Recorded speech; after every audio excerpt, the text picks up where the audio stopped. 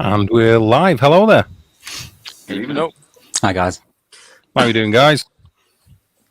I'm good, mate. I'm good. Been a bit of a bad to me, but other than that, happy. Other than that, you well? Damo, you're grinning. That tells me you're okay. I'm just going to go fine because that's the response that everyone expects from that question.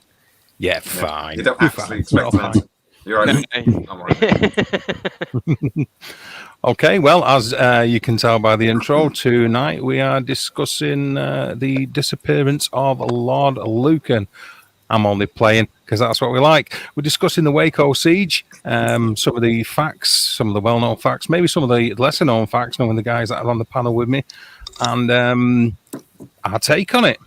Our take on it, I suppose, would be the way to describe it.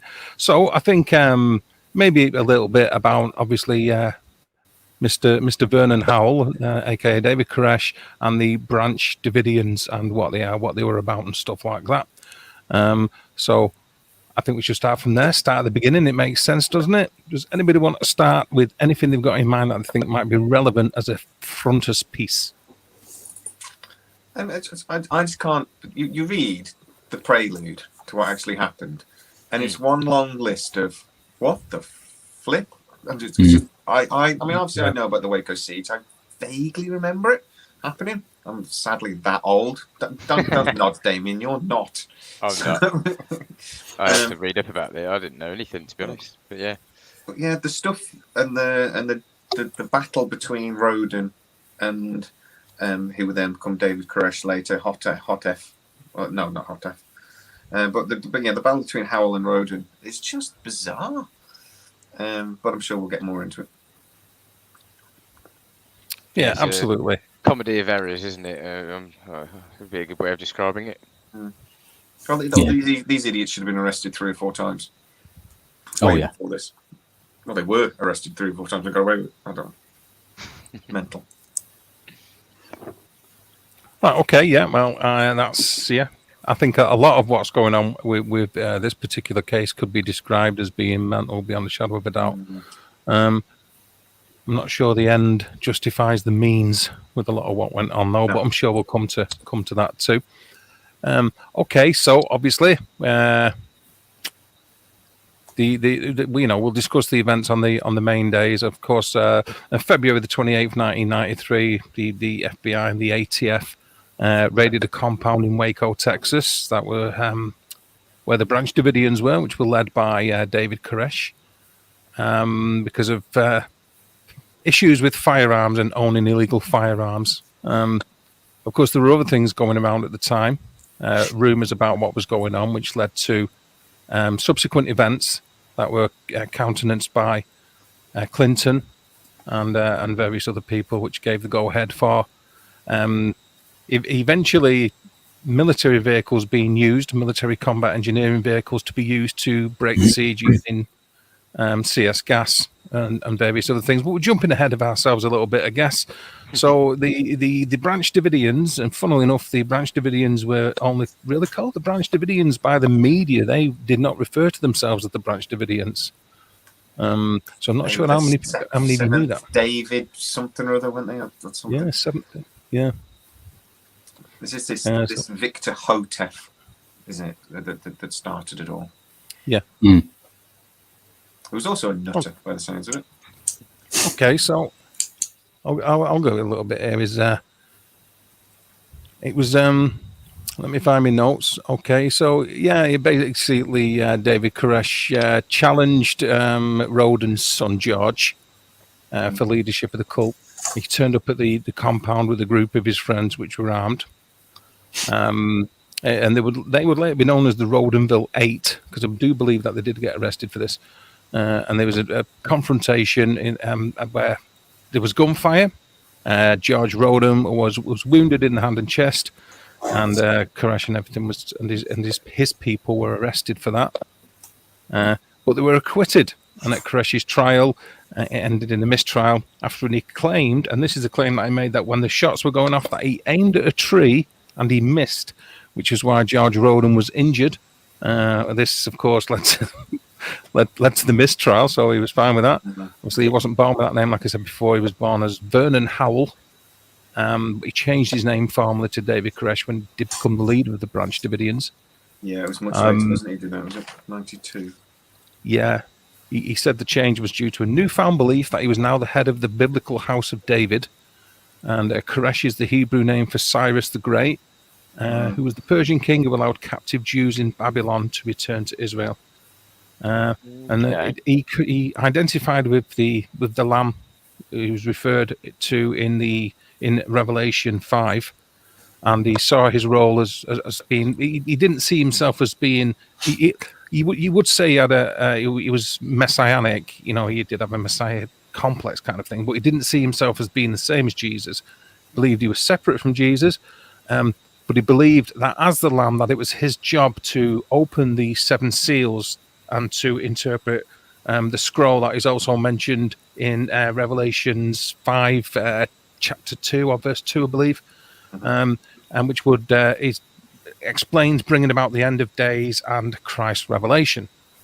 So that's an outline of roughly what was going on at the time. Does anybody want to add anything to that before we carry on? I'd say this actually. I mean, them going to Mount Carmel seems to have started about 1955 with this Victor Hotef, who sort of created the Branch Davidians. He believed that there was going to be this apocalypse following the second coming of Jesus, and then they were going to battle the evil armies of Babylon. I'm not sure how they were going to fight the evil forces of Babylon after the apocalypse, because apocalypses tend to be a bit like apocalyptic. They tend to be at least finalistic, don't they? Yeah. Yeah. So I'm not quite sure how the logic works on that one. But then he said it was going to happen in 1959, and then weirdly, when it didn't happen, did it? Unless I missed it. I mean, the 50s were pretty cheap. Empire of Babylon, is that not that is quite biblical in age as well. It doesn't really. What exists there now? I don't know. To be honest, I'm curious. Sand. There's lots of sand. But yeah, so that's when this Benjamin Roden took over with his wife Louis Roden. Then when Benjamin Roden died in 1978, this Lois Roden, her son wanted to become the next prophet, but she was probably shagging this Vernon Wayne Howell. And if my name was Vernon, I'd change it to David Koresh as well. So they think there's maybe an affair going on. And then it's just created these 2 factions, Howell versus Roden. And for like the next 10 years nearly, Roden forced Howell and his followers out by gunfire, and then Howell came back and shot at Roden. Roden dug some woman up. He was shooting at a tree, remember? He was shooting at a tree, yeah. But Roden, he dug this woman, Anne Hughes, up and challenged Roden to a resurrection off. Yeah. He was like, yeah, I can resurrect her. Can you resurrect her? But Howell, being a little turd, shot off to the police and went, he's just dug some woman up and threatened it. And it's just mental. Isn't that what I suppose that happens a lot, doesn't it? You could probably cite some splits in some other religions that have occurred because of perhaps affairs or other things that have occurred, and I don't know. Look at Henry, our King Henry. What was it? Which Henry was it? I can't remember now. But Henry VIII that split the church, didn't he? Because he fancied having another wife. That's so. Powerful people think they're beyond even the rules of a religion, don't they?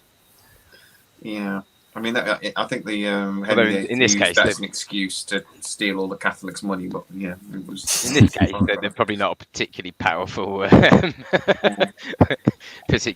cult. They hadn't amassed much property or world domination like some of the world religions. No. That's essentially the difference, isn't it? Property.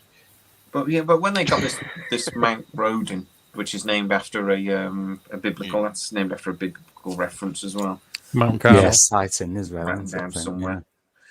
Yeah. But all these people moved onto this site, and then they were supposed to be like the apocalypse of 1959. And when it didn't happen, they didn't leave. None of them sort of went, "Oh, it didn't happen. Oh, this guy's full of shit. Oh, let's go on." None of them did that. They just all like, "Oh, let's just wait for the next one." It's not waiting for a bus. We're not waiting for the next one. Well, is there something to that? I that? missed that apocalypse. I don't get it. Are people drawn to apocalyptic? Just brainwashed, aren't they? Or stories. It's quite interesting, isn't it? Because video games are like that. A lot of the video games they make are apocalyptic. 'Cause it's much easier or it has been, to program all of the environment. It's obviously requires a lot less when you've got a environment that's sparse because it's had a zombie apocalypse, for example. So a lot of games have done that for like the last 20 years. And has that affected the youth and now made us sort of drawn towards that? But anyway, I'm going well off topic. It is interesting though that, like I say, some of the families that had lived there by 93, when the attack happened, had been living there. They were like the second or third generation. They've been living in this Mount Carmel since 1955. Yeah. Wow. And that's insane. A lot of these people, I imagine, when this Dick Koresh took over, it was as much a cult where they just didn't want to leave their home that they'd lived in for 30 years, 40 years. Well, But anyway, that's running ahead a little bit. It's the resurrection off is I don't know how the word they call it. I mean, the evidence off. It's a resurrection off. I don't know anyone's story, but that is just mental. I don't think it's a surprise what happened to Roden. I'm guessing there were no witnesses to either of them resurrecting anybody. Oh, Roden tried 3 times to resurrect this woman for a good few days, I think, as well, weren't they? Yeah. They actually did charge him with, or tried to charge him with messing with the body. But then in the court case Dave was on about, the DA wanted the casket to be brought up to the courthouse to show it off, sort of thing. And the judge sort of went, I'm not doing that because that's stupid. But weren't they then, when they were acquitted, forced to carry it back to the road, the 8, forced to carry it back up the road or something? The Roden bill 8 had to return it, yeah. Wow. It's just random. And then Roden was done for contempt of court charges. So basically, he was acquitted, but he swore a bit. So he got done for contempt of court and arrested for and put 6 months in jail. And that's when sort of Howell relocated back to Carmel, because he had been kicked out of Carmel for nearly a decade and relocated somewhere in Texas. So that's when he sort of got his way back in. And then in 1989, Roden hacked a man's head off with an axe. Wayman Dale Adler, another Davidian. Damon Adler, yeah. At that point, weirdly, Roden was sectioned, basically. He was committed to a mental health asylum. It's just mental. It's just like you couldn't write it down. If you wrote a story with these events, you'd go, that's a bit far-fetched. You know what I mean? It's just like, why didn't they arrest him? They'd have arrested him, wouldn't they? This isn't very realistic. It's just crazy. What you get with blind belief, I guess, isn't it? Really, complete blind belief in anything can be dangerous. These idiots very open to exploitation. But these idiots had a firefight over Mount Carmel, and the sheriff witnessed parts of it, and they still didn't get done. They were still somehow managed to have a hung jury. How? Is it like Travellers, like where I don't know? There's like different laws applied, isn't it? Because they're No, it's Texas where different laws apply. No. It's a different. I suppose Texas is known as the lone state, isn't it, as well? So very much there are different state laws in Texas than other states because of Texans don't consider themselves Americans. Consider themselves a republic. Yeah. Well, they're Texans, Americans. Well, I suppose they're God-fearing. They're Texans. They're Americans. You know what I mean? But to them, it's almost looked at as maybe not the correct terminology, but I'll use it anyway. A sovereign state, a state in its own right, like I say, class themselves as a republic. Okay, so we saw like briefly outlined two of the culprits that were knocking around at the beginning, the exception of a lot of, and like I say, Lois Roden, and of course Georgie Boy had a run in with Vernon. Which you've briefly alluded to. However, time moves on, and they've come onto the radar of the powers that be. The Branch Davidians, Mount Carmel's come onto the radar because of firearms, basically, or what's classed as being illegal firearms, automatic firearms and grenades, and it's sort of like the initial assault or the raid by the FBI and the ATF came about because I think it was was it not a postal worker or a parcel delivery guy discovered them accidentally? Yeah, some grenades or something opened up in the back of his truck when he took the parcel off or something.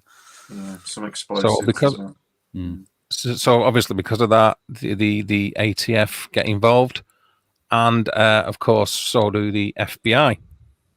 Hmm. So which is you can sort of understandable. It's so. Do you see in the 1992 when they started the investigation how they set up a Yeah, like stakeout? Yeah. And they were supposed to be university students, but they all wore suits, black shoes, and came and went at like set times each day. Because that's the uniform of a university student, isn't it?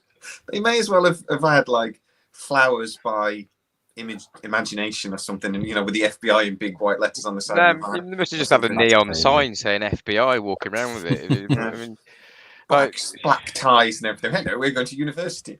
It's like, surely, yeah, that's stupid. That and stuff. And then you wonder why they get all these reports of men in black in suits appearing at all these paranormal events.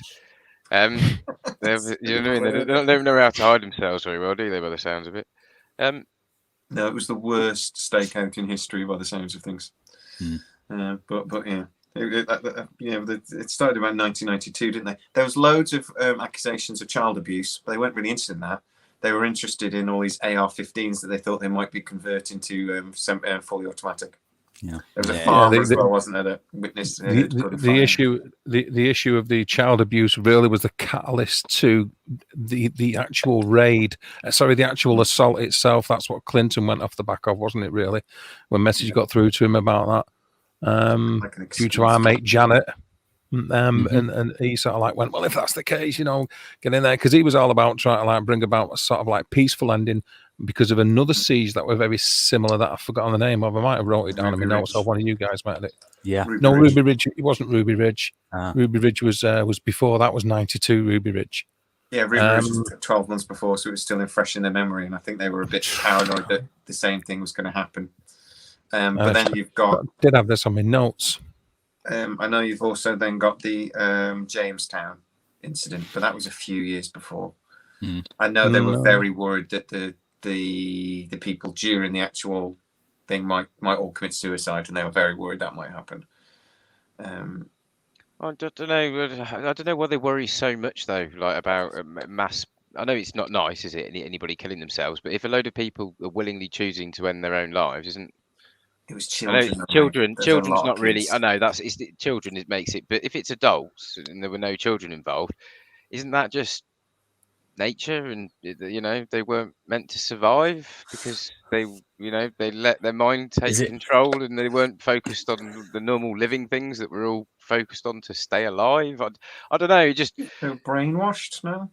Yeah, maybe they were, but. I don't know. I think you've got to be to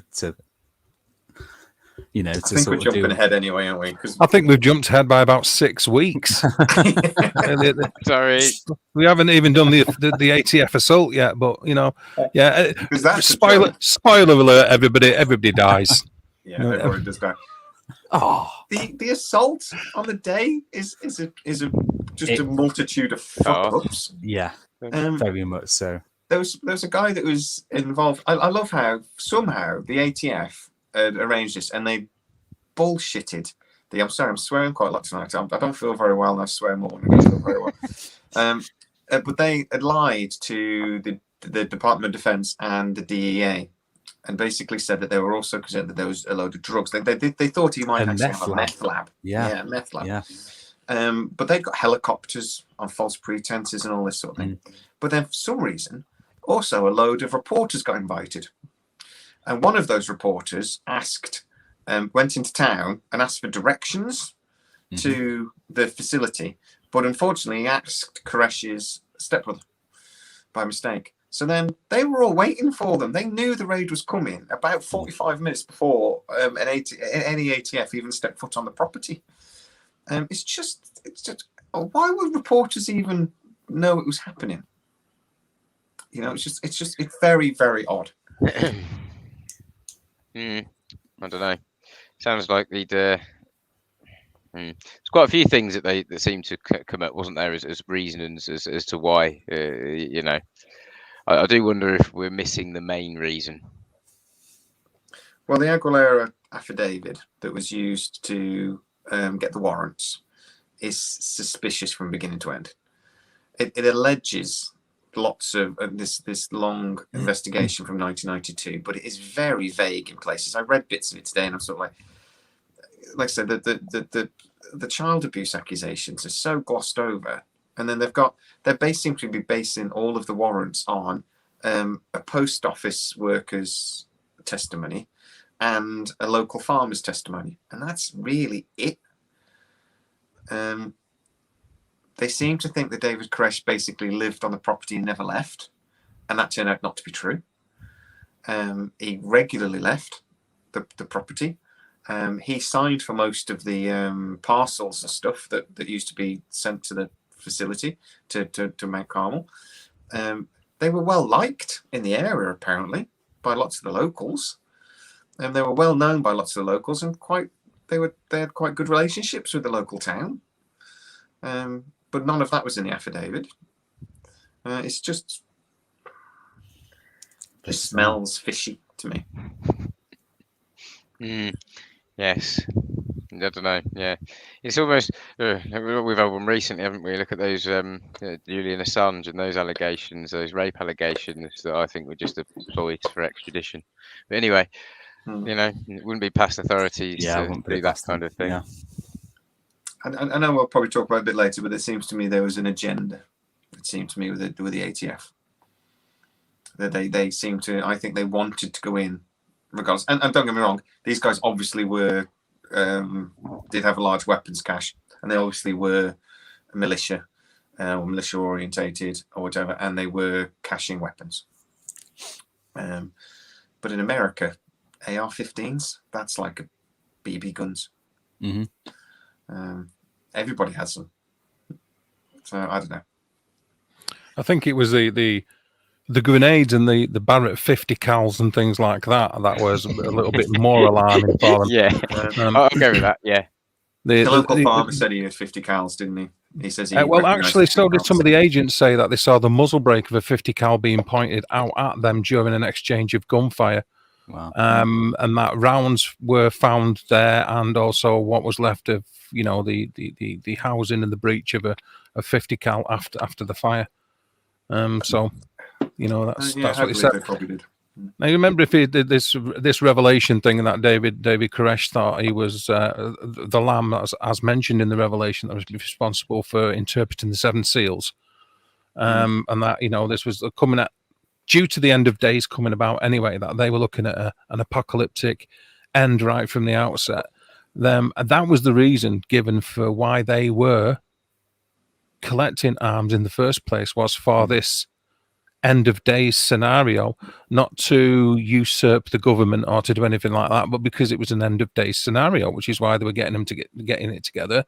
They weren't actually, they were pretty much keeping themselves to themselves unless they were visiting town and selling things and go, because like you said there, Jay, they did visit the town quite a lot.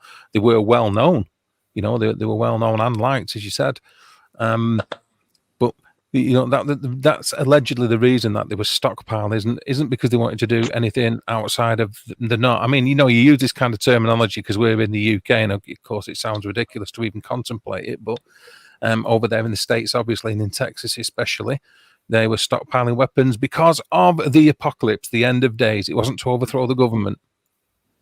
It's still today. It's quite common for people to have go bags in America. I used to have a go bag until a couple of years ago, but that was for other reasons. What's a go bag?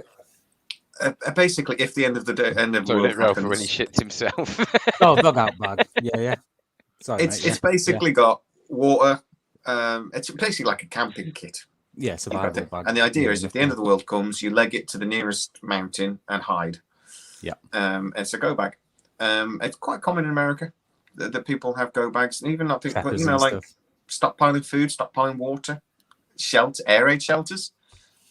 It's not unusual. We don't really have that here, but America is a bit more. But obviously, the militias in America as well. It's a common thing. Militias do exist in America. They do believe they have the right to arm themselves, to defend themselves against their government if the government becomes tyrannical. This isn't particularly Second Amendment right, isn't it? Yeah, Second Amendment right. If they believe it to be their right. Yeah. If the government doesn't work for you anymore, you have the right to overthrow them. I'd say you're taking a machine gun to a drone fight, but whatever. Yeah, that's pretty much the problem in today's world. It's What's that? You're taking a machine gun to a drone fight.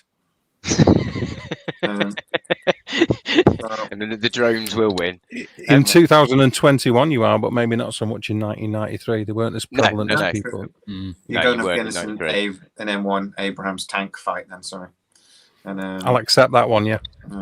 Like, oh, it's a tank. We're dead. Yeah. Well, I mean, that circling you. Surely you just all right. Should we just go and give up? Like, I don't. That proved itself to be correct anyway because of what they used on the day. They were on the day when they actually, because there's two events, isn't there? When like the initial what was going to be the raid with the ATF and the FBI, and of course then the siege, and then them actually going in using the armored engineering vehicles and stuff. But there was actually M1 tanks there. I got a list of some of the equipment that they used. I'm jumping ahead again here, but why not? We're just sort of flicking around a bit. And we're well off script right from the outset. Thanks for that. Out the water. They'd have 9 I'm sorry. That's possibly my fault. It's always your fault, Damien. Because you very easily derailed and off on tangents. Yes, very much so. Did they use helicopters to shoot as well at the ranch? It's alleged, isn't it, that because they basically tricked the local National Guard into giving them some helicopters, saying it was drug related.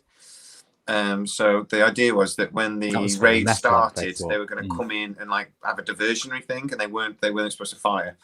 But there is accusations that they actually fired upon the compound. But the official version is they actually only had their 9mm sidearms. They didn't have any large caliber weapons that you would need to. But I mean, the Davidians fired at the helicopters, but no one was injured. But that was just supposed to be a diversionary tactic. I don't understand that as a diversionary tactic, but okay. There's some very strange tactics going on throughout this whole. Smell it there again. But I mean, if we could talk about how the siege started briefly. Why not? Yeah. Everything's blown out the water. Let's just do that. How do you guys think it started? Because I mean, there's a couple of different versions of events on how it started. Who do you guys think fired first? Well, they reckon the FBI reckon it could have been one of theirs shooting the dogs in the compound, and the Davidsons obviously say that it was the FBI shooting the dogs, and the FBI is the ATF that not the FBI. But yeah, sort of from there basically. But I know I actually believe that. Apparently, there's the dog team that went in and they fired and killed the dogs. And then the accusation is that then the Davidians then basically fired back. They panicked basically and started firing. That version of events kind of makes sense to me. I suppose you've got a load of slightly trigger-happy people that are defending their home at the end of the day. Everyone wants to defend their home. If streets here got invaded by any foreign people, especially when you're expecting it as well. Your fellow countrymen, wouldn't you, and your property and yeah. So you can understand. And that's why I just think their tactics from that day were just so abysmal. All they did was just escalate and create the situation. I'm trying to find the name of the guy because I mean there was one of the Davidians then during the initial assault, which it was an assault. The ATF didn't withdraw for like the gun battle went on for about 2 hours. The firefight, and the ATF didn't withdraw until they were out of ammunition. That's not how you. Wow. Yeah. That's not how you have a firefight. But anyway, one of the Davidians actually phoned the emergency services during the initial firefight. I can't remember his name. Wayne Martin. I should have named his name. I knew a kid when I was at school called Wayne Martin. I forgot his name. But he actually phoned the emergency services. Yeah, maybe it was him. Yeah, he was a bit of a bellend. So But he was actually phoning the emergency services on the phone and was begging for them to stop firing. And you hear him shouting at one point, "That's them. They're coming again. That's them. They're shooting. It's not us." So it sounds like the scenario that makes sense to me is they've got in. They've decided they have to kill the dogs because the dogs might be used during the thing. So even though what sort of a bastard shoots a dog, but anyway, then that's panicked the Davidians, who have then fired back. Eyewitnesses inside said David Koresh, as soon as because they knew the agents would come in, so they did arm. He did say he armed all the men. The men all got armed, but he said he was going to go out and speak to the agents to find out what their intentions were. That's what he told everybody.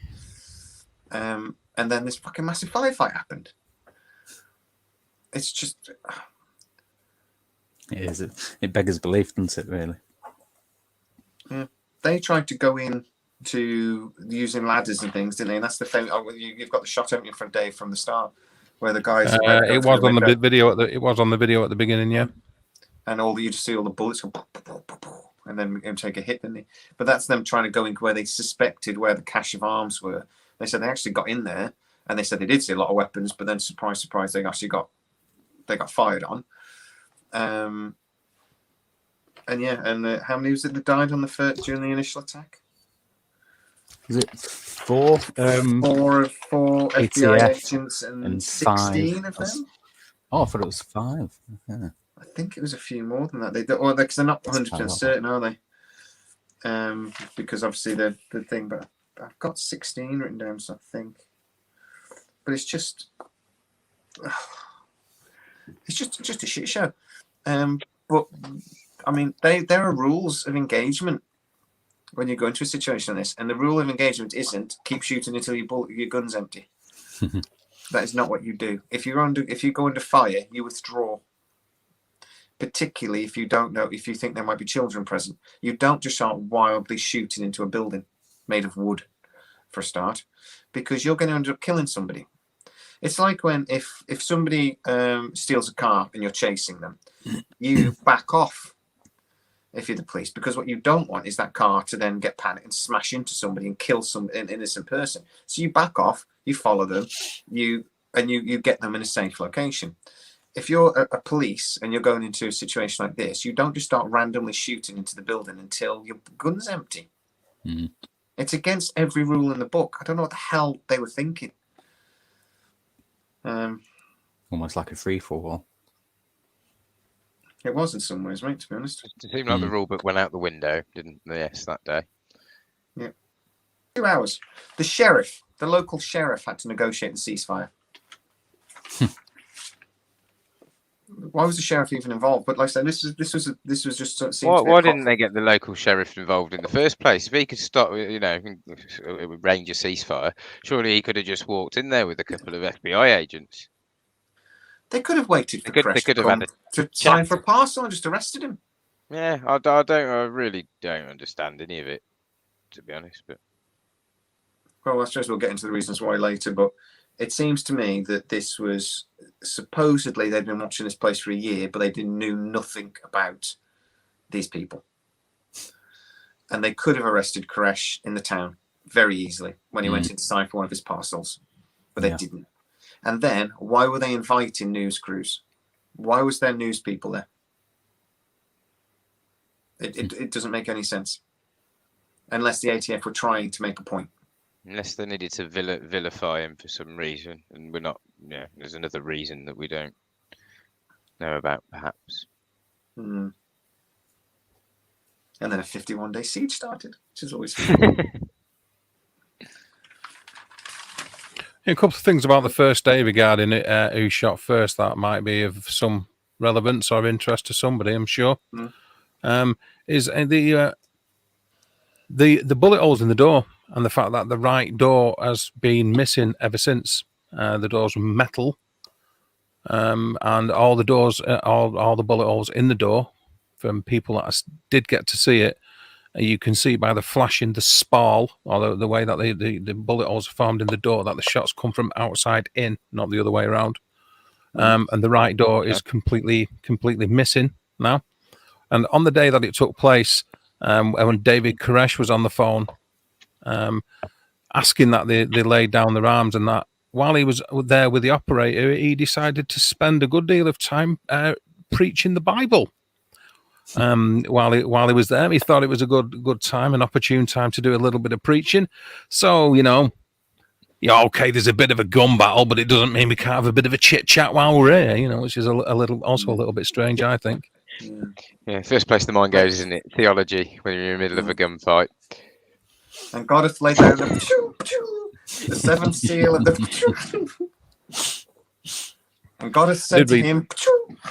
It reads somewhere that they pretty much, or at least one member of the FBI had actually admitting to opening fire first, not just on the dogs at the compound, that they thought they saw somebody armed in the doorway, because the door was opened, because they discussed the fact that the dogs were being shot. They were quite vocal about the fact that the dogs were getting shot, which is understandable, and then went to the door to find out what was going on, of course. And there's supposed to be a slurry of gunfire then directed towards the door, which made the individual who was wounded in the arm going back indoors. It wasn't Stephen Schneider. He was Koresh's number 2. It was another gentleman whose name I forgot. You'll have to excuse me for that. But he went back inside, and that's when it all became like a major problem. Then they were already clearly armed, but a lot of the shots that went in through the roof, shots were taken from the helicopters. Black Hawks were being used. Shots were going into the top of into the top of the building, and already took some casualties within the Branch Davidians. 6 of them, and four ATF officers were wounded. 16 on that first day. So there you go. So officially they have said that the helicopters didn't fire, though, haven't they? But there's several accounts said that they did. Yeah, that phone call that you mentioned earlier, with the Davidson bloke trying to ask the authorities. Yeah, my old mate Wayne Martin. Yeah. There's a few saying that you can hear machine gun fire coming from the helicopters there. So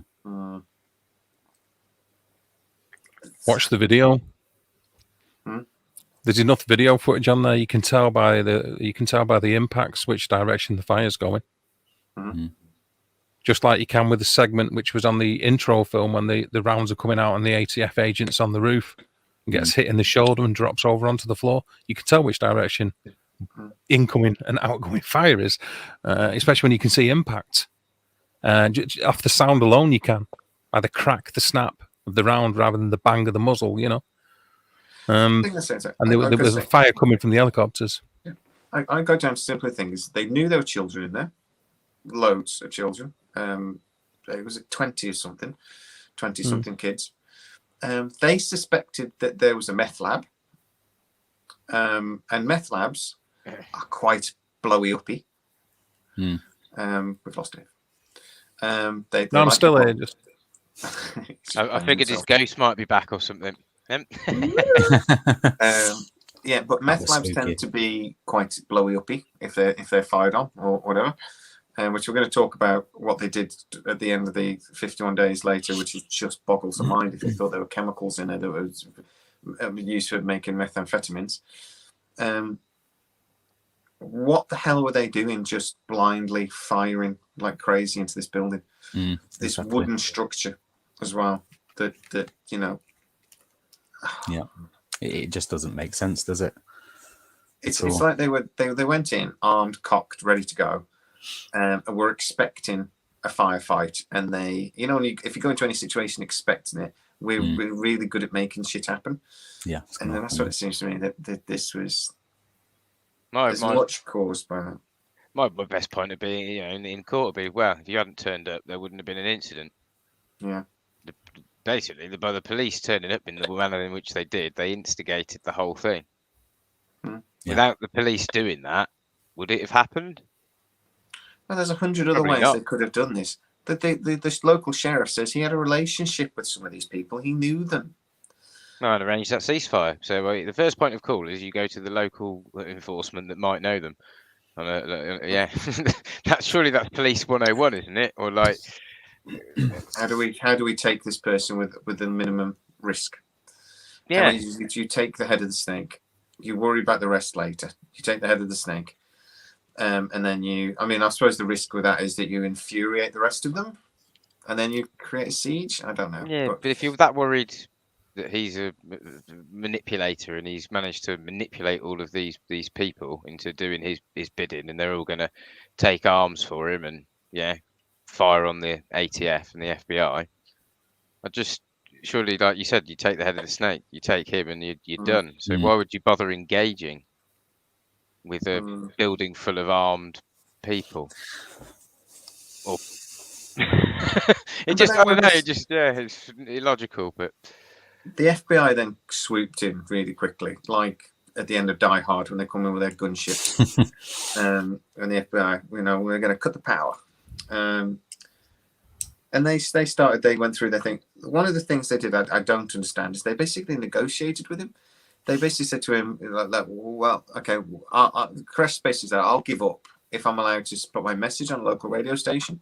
Which they did, and they thought, well, they'll all come out peacefully now. So they did that, and then was surprised when he then went, oh no, God said I should wait now, and he reneged on the plan. It's like, I don't understand why they did that, or why they did that so easily. When we've all seen movies, you never do that. Have they never seen a film in their lives? I don't understand why the negotiation. But also the other thing was they allowed those phone lines into the property, and they allowed him to keep talking to the media. And they didn't shut him. They didn't shut that down for like 2 weeks. Which again doesn't make any sense. Why would you allow him to do that? It's just he's incompetent. We're not experts in anti-terror tactics or anything, but unless we know that you don't let the terrorists talk to the media, because you're giving them a stand, you're giving them a soapbox to stand on. I thought that would be that's negotiating skills 101, isn't it? Surely. You frustrate them. You don't give them what they want. You don't give them an audience, because if you give them an audience, they're not going to leave. They're not going to give up. That's it. They also he made them he had some concerns, didn't he? That he wouldn't be allowed to lead his Order of David from prison. So they say that they'd allow him to run the cult from prison still once he was arrested. They did a couple of other promises as well in that early part of the siege. And I still can't get my head around the fact that it was commonly known that he had several wives. He didn't really hide it before the siege began. He'd had several legitimate children. There was several reports of child abuse, but all they were bothered about were AR-15s. Why did it take this long for them to do something about it when they knew, or they were very suspicious that child abuse was going on? None of these kids were being taken to school. I know it's America, it's not the same as the UK, but none of these kids were going to the local school. How was child services not involved? What the hell is going on in this stand? We're not talking about the 30s or the 20s or something. We're talking about reasonably modern times. It seems madness to me that I know people are allowed their freedoms, but that they're allowed to do this. And it was only the fact that they heard some gunfire that they did anything about it. Anyway. So the 51-day siege. Stop ranting about child abuse. Well, there was nothing to substantiate them claims, and survivors, and even a videotape that was taken during the siege, starred some of these children, or rather featured some of these children. A correct word or a more appropriate word. But certainly they give no indication of going through anything like that. Everybody would be quite vocal about the fact that they were there because of their own free will, and that far be it from that, they were very, very protective of their children. Some of the children were released along with some of the women during the siege, and the government and the powers that be in their infinite wisdom decided to ply them full of candy and full of soda and stuff like that. So they bounce in all over this room and then take a video of that and let the Branch Davidians see it, which upset them because they said that their children were far better behaved than that. They wouldn't eat bad food like that. They had a lot more discipline. They were a lot more polite and much better raised, and they chose never to give their children that type of food. They wouldn't give them things like that. So just find it interesting, and from a psychological point of view, that they would do that. I mean, it's obvious why they did that, but just interesting that they would actually turn around and do that. There was a couple of points I did want to say, but I've probably lost them now because this has all gone to bollocks. But there was a couple of them. I don't suppose it matters anymore. But there's nothing to prove that. There's plenty of videos. It's out there if you want to see it. Please feel free to go and watch Brian Cox. I'm not interested. There's plenty of videos out there where you can see these interviews, I suppose you would say, because he makes it. Steve Schneider, who was David Koresh's right hand man. He's the guy who recorded these videos, and that was then sent out to the FBI as if to prove, look, people, because there were also claims that they were being held against the will. That the adults, not just the children, that the actual adults were being held against their will, which of course, we're going to prove that we wasn't, because this, make the tape. And also David Koresh stars on that. David Koresh stars on it with his injury because he got hit, didn't he, in the initial exchange on the ATF raid? He was wounded. At one point, 11 adults left the compound during the season. He ordered them to leave. Koresh had to order them to leave. Yes. And several children refused to go.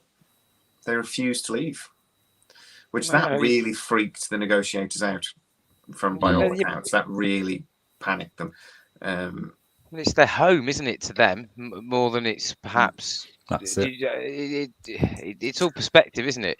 So the negotiators, they were like, some cult, fanatical cult that stockpiled a load of weapons, they're going to use them. But from their perspective, maybe they were just, religious, spiritual people that were stockpiling weapons for the end of day. So it was almost like, I don't know, they're just butting heads. It was complete. They were both coming at it from a completely different angle, and they didn't understand each other's perspective almost.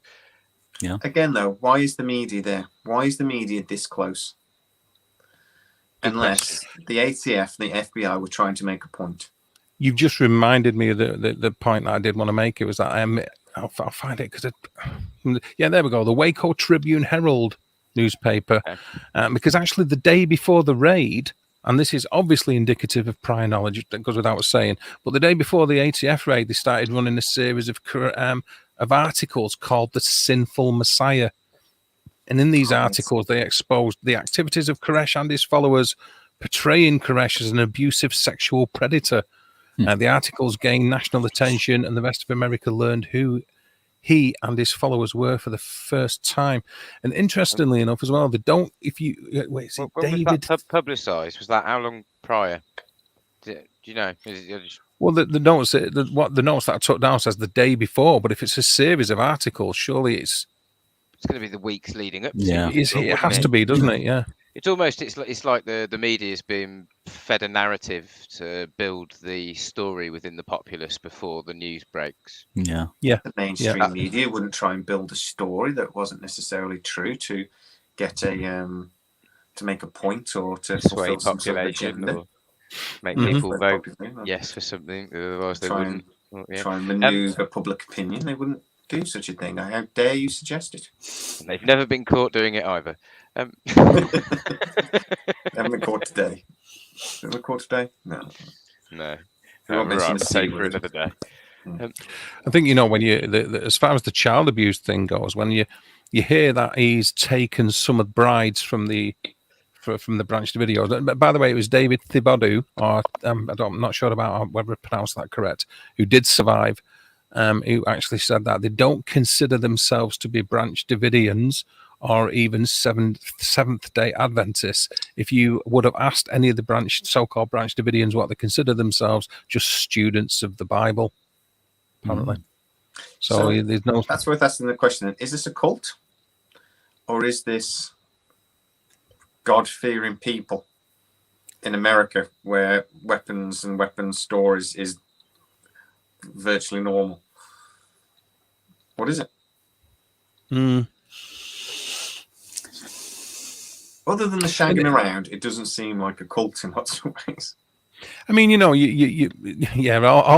all the sex aside. I mean, what I was going to say is, amongst the women that were at the compound, and he would say, "Well, I'm having such and such and such a person to be my wife." Several of these were like 12, 13, and 14-year-old. So that wouldn't have helped the sex allegations, I don't suppose. Yeah, how could it be positive? It couldn't really, could it? No, definitely not. He did have a lot of children, didn't he, as well, Koresh? From a lot of the women in there. I think, even a lot of the women that had partners that even were with them in there with their partners, he had children with. So he must have been they weren't a happy very about convincing it, man, because he managed to take these people's wives, impregnate them, and have children with them with their consent. And these people didn't leave. Apparently, it didn't happen overnight for him to take the wives and things like that. It happened gradually over a few weeks and things like that. But, like that, 30 to 40 seconds in my experience. Normally it does happen overnight, actually. But anyway. Sorry. But no, it's good. But apparently a lot of the husbands and things like that were obviously not liking the idea, but they had to let it sort of go. So but there's not liking the idea, and then there's that if a bloke is going to say, I'm going to take your wife to my bed and have a child with her, I'm not going to be like, no, I don't like that idea. But I really like what he says, and I like his sermons. Should I just let him? I just that's not a thought process most people have. So I don't know. So what you're saying is God's okay with this? Oh, all right. I'm like, I'd say, I'm not sure God is all right with it. Actually, God just spoke to me. No, he's not all right with it. yeah, that'd be my response as well. And then he'd be like, well, no, God doesn't speak to you. Well, how do you know? Yeah. He just told me. Yeah. No. You can shag everyone else's missus, just not mine. It's not. But I mean, I suppose that feels like a cult, though, when you get to a point where one man has so much power over people's opinion, and think that they will allow them to do something that most of us would consider to be abhorrent. That you say, no, that's not possible. There is no way on earth I would ever allow that to happen. You could argue that it's more natural, because most other species, apart from humans on this planet, do exhibit that behaviour in the wild. Alpha male, isn't it? He tends to be the one that impregnates the females, because he's going to have the best DNA to pass on and the most chance of his children surviving, or offspring surviving. So it's almost like he's blessing them or something. But then you'd expect that to be more like a pagan, like so do you know what I mean? Someone that's or a more spiritual sort of belief system, not perhaps a cult or a separated, segmented Christian or Abrahamic division. I've got to start a cult. I'm missing a trick. Well, I was going to say, I know it's slightly off topic, but Ron Hubbard, Scientology, I mean, how many billions is that worth now? Actually, no, we're on Dave's channel, aren't we? Oh, panic then for a second. Everyone keeps talking about Scientology on my channel when I keep doing videos. I'm going to get sued. But I don't think we've got enough views. Like, the Scientology will get involved, but only like when you're big enough, I think, don't they? This normally tends to be like big stars, doesn't it? They tend to go after when big stars slate them. When the libel cases are worth it. where there's some good money to be had to add to their billions that they've already amassed. Exactly. Like I said, that during the siege, though, the ATF, FBI, DOD, everyone else, they built up a small army around this camp. What was it? 9 Bradleys, 5 combat engineer vehicles. There was a couple of hundred men. Because the National Guard were involved, which is obviously the like a military, the version of a bit like the TA, I suppose. But the National Guard were involved. There was about 800 altogether, wasn't there? Was it about 800 men? It was ridiculous, wasn't it? This is an army. Yeah. Surrounding this facility, helicopters flying over. Some of the tactics they used, like the deep sleep deprivation tactics, where they pounded loud music and white noise. I don't get that. Why the hell would they use that on the kids? And that's the point. But why kids? Torture to try and get them to leave the property. They're obviously really just wanted them all to leave so they could arrest them. But they were too scared to go in and try and arrest them without all of that firepower. But I don't know. They obviously knew they had water and food and just thought, well, they're not going to leave. They can. Well, we could be there. Could they be there months?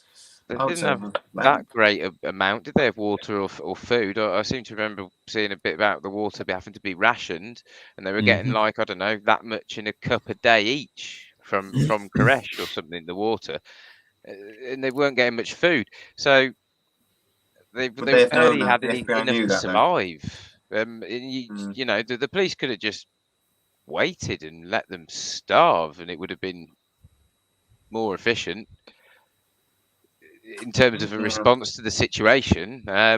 If they can't get any food in because it's barricaded by the vehicles, eventually they're going to give up, haven't they? Oh, it is. Yeah. Talking about the armored vehicles, and they kept driving over the grave of that initial chap I said.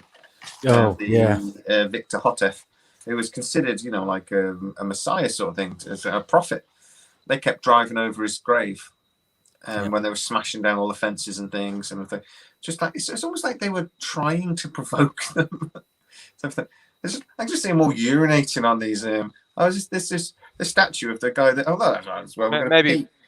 Maybe because it was questionable that they fired first, and perhaps caused in the initial outburst. They didn't want to be seen as the, I suppose, well, the antagonists or the ones to fire first during the siege to break the siege. Maybe they were just trying to keep escalating things to antagonize more and more to then be fired upon, so then they could then just end it.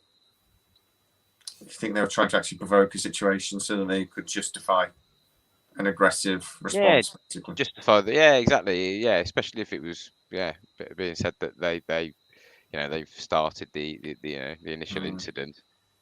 It doesn't bode well then if they start firing upon them the second time. They're definitely the aggressors of the situation. I'd say they surrounded it with a small army. I'd say they were the aggressors. Oh yeah. Well, yeah.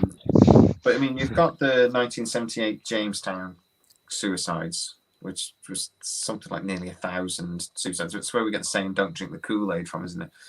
They all went into a forest and drank Kool-Aid, they drank. Was it? I'll just see the Kool-Aid of Family Guy smashing through the wall. Anyway, oh yeah. Yeah, they all drank coolant or something, and all. But I think the FBI were terrified that was going to happen again, and they'd all commit suicide. So, in the attempts to stop them from all committing suicide, they murdered, or they caused an attack that led to all of their deaths. Doesn't that sound like the new police of the future? Like like the thought police, but another extension to it. Well, we know that you were going to do this, so we did this, so you couldn't. That's it. You don't exist anymore, but you're not going to commit suicide. I'll blow your brains out before you get a chance. But they plan to use snipers to try and take out Koresh and all sorts. I mean, they had so many aggressive tactics planned, and a building they're going to keep saying that was full of kids. It would already been potted full of bullet holes. It's just madness. The aggression is just madness. Look at that. Okay. Like that's a 50 cal sniper rifle. That's the Beretta, isn't it? Oh. Posing for photos. Wouldn't know, to be honest, but I did think it looked like a 50 cal sniper, to be It fair. says the 50 cal because of the suppressor on the. That's what I was looking at. It's the flattened end, isn't it? I've played enough games to know what they're Yeah. to It's know how what they're that suppressor posing looks though. like. What's that shit about them posing? I think, are they National Guard? They're not FBI, are they? The FBI snipers. That's They're taken FBI. during the siege in the Oh. little white house, which is just over the road from where Mount Carmel was, where the sniper team was. One of the locations where the sniper team was located. Mm. Yeah, Posing 'cause, for a photo. Yeah, great photo. Yeah. and after a So- 50 cal round goes through a person, it doesn't just keep going and go through whatever's behind him. So brilliant tactic when there are children in the building. I think it's interesting to say the least that they decided on such a caliber when ostensibly a 50 cal's an anti-materiel rifle, not an anti-personnel round. A 50 caliber, taking out engine blocks, vehicles, that kind of thing. The very fact that they're using one for any kind of designated marksman kind of role at what is supposed to be considered a hostage situation. Because remember, the entire reason for the siege was not just the firearms thing. It was because there was children at risk. So the children were being held against their will. There was hostage rescue teams and negotiators there on the back of that. So they're there because there's a hostage situation and there's lots of children being held by a sexual messianic maniac. So the best thing to do is, especially in an area which is replete with buildings that are made of timber, why not use a 50 caliber rifle? Yeah, that sounds like a great idea to me too. It's insane. You'd only use a 50 cal if you were sniping somebody at over a mile. It's like- Collateral damage. What's that? Yeah, exactly. I mean, if we look at the events on April 19th, when they decided to go in with the attack, the weapons that they decided to use, M79 grenade launchers to deliver CS gas, which is a military grade ordnance. They were going to use the Bradleys and the CEVs, the armored engineer vehicles, to deliver these ferret CS 40mm grenades that against CS gas, tear gas, basically. They used flashbangs, which again, they thought this had a meth lab in it. This place full of chemicals that are really explosive. Yeah. So let's use flashbangs. A flashbang is basically it's a very small explosive, but it makes a very bright noise and a really nice noise, and it disorients you and they're awful things. A bright noise. Yeah, but a very bright light and a very sharp sound. Sorry, but it's really it makes your ears going. It makes you really It makes you it disorientates you, doesn't it? Yeah, confuses you for a good 2 or 3 minutes. I knew what you meant. Pyro sound grenades they were using, which is basically a massive firework, and illumination flares. And they pumped these into the building for 2 days before the actual attack. Into a building full of kids that they thought there might be a meth lab. It's just. And then they were using the tank turrets to then put holes in the wall and pull the different parts of the wall out. So the idea was they were going to create escape routes, weren't they, for people so they could escape, out of the different holes that they'd made in the walls. But really, it just collapsed the stairs of the first floor into the ground floor, didn't it? So they were all trapped anyway, so they couldn't get out. What killed at least a dozen of them? Wasn't it? It was also said after the CS gas thing as well that not only was it there to allow escape routes, but it was also there to allow air to come into the building because they were using CS gas, which they denied using at first, by the way. They denied any use of CS, but there's one of them, a CEV, which is an M728 CEV combat engineering vehicle that they borrowed or ensconced into the compound from the back of the National Guard in Texas. That's what they got. That's what they were using. 5 of them, I believe. 10 illegal. 5 of them. Yeah, it's technically because you're not actually allowed to use And the American, it's similar that we're not actually allowed to use our military to operate within the United Kingdom is really difficult because there's lots of laws about how we don't use the military on civilian lands. You're not allowed to go. No, And in America, you have the police. Yeah. the well, American they didn't. military is not allowed to operate within America. They didn't. They didn't But they use the didn't. National Guard. The National Guard provided the vehicles, and they were. Bearing in mind, we can only go off what we've been told. That the National Guard didn't actually go in and weren't part of the assault. They just offered advice on the usage of said things. They weren't actually involved in the assault itself. It was FBI agents that were using these. This is actually from the local National Guard armory. Is pictures of them actually being taken away to Here's the Waco. controls, mate. That one's go. Yeah, pretty much. The military's not allowed to operate in the United States, but they are allowed to lend the FBI military-grade weapons. It's madness. Yeah. So we're not allowed to use the tank, but we can give you the tank, and that tank you're not trained to use. You can go use it, but we're not allowed to use it. So who used the tanks? And was it the ATF then that ended up being the ones? Yeah. The FBI used it. Yeah, I mean Yeah, they do have armored vehicles. The FBI have had armored vehicles just for a lot of events that have gone on. There was a famous. I can't remember the year. Was it 94? It might have been afterwards. After this, I don't know if anybody in the side chat will know. The famous Hollywood shootout at the bank there, where the big shootout where a lot of cops got shot.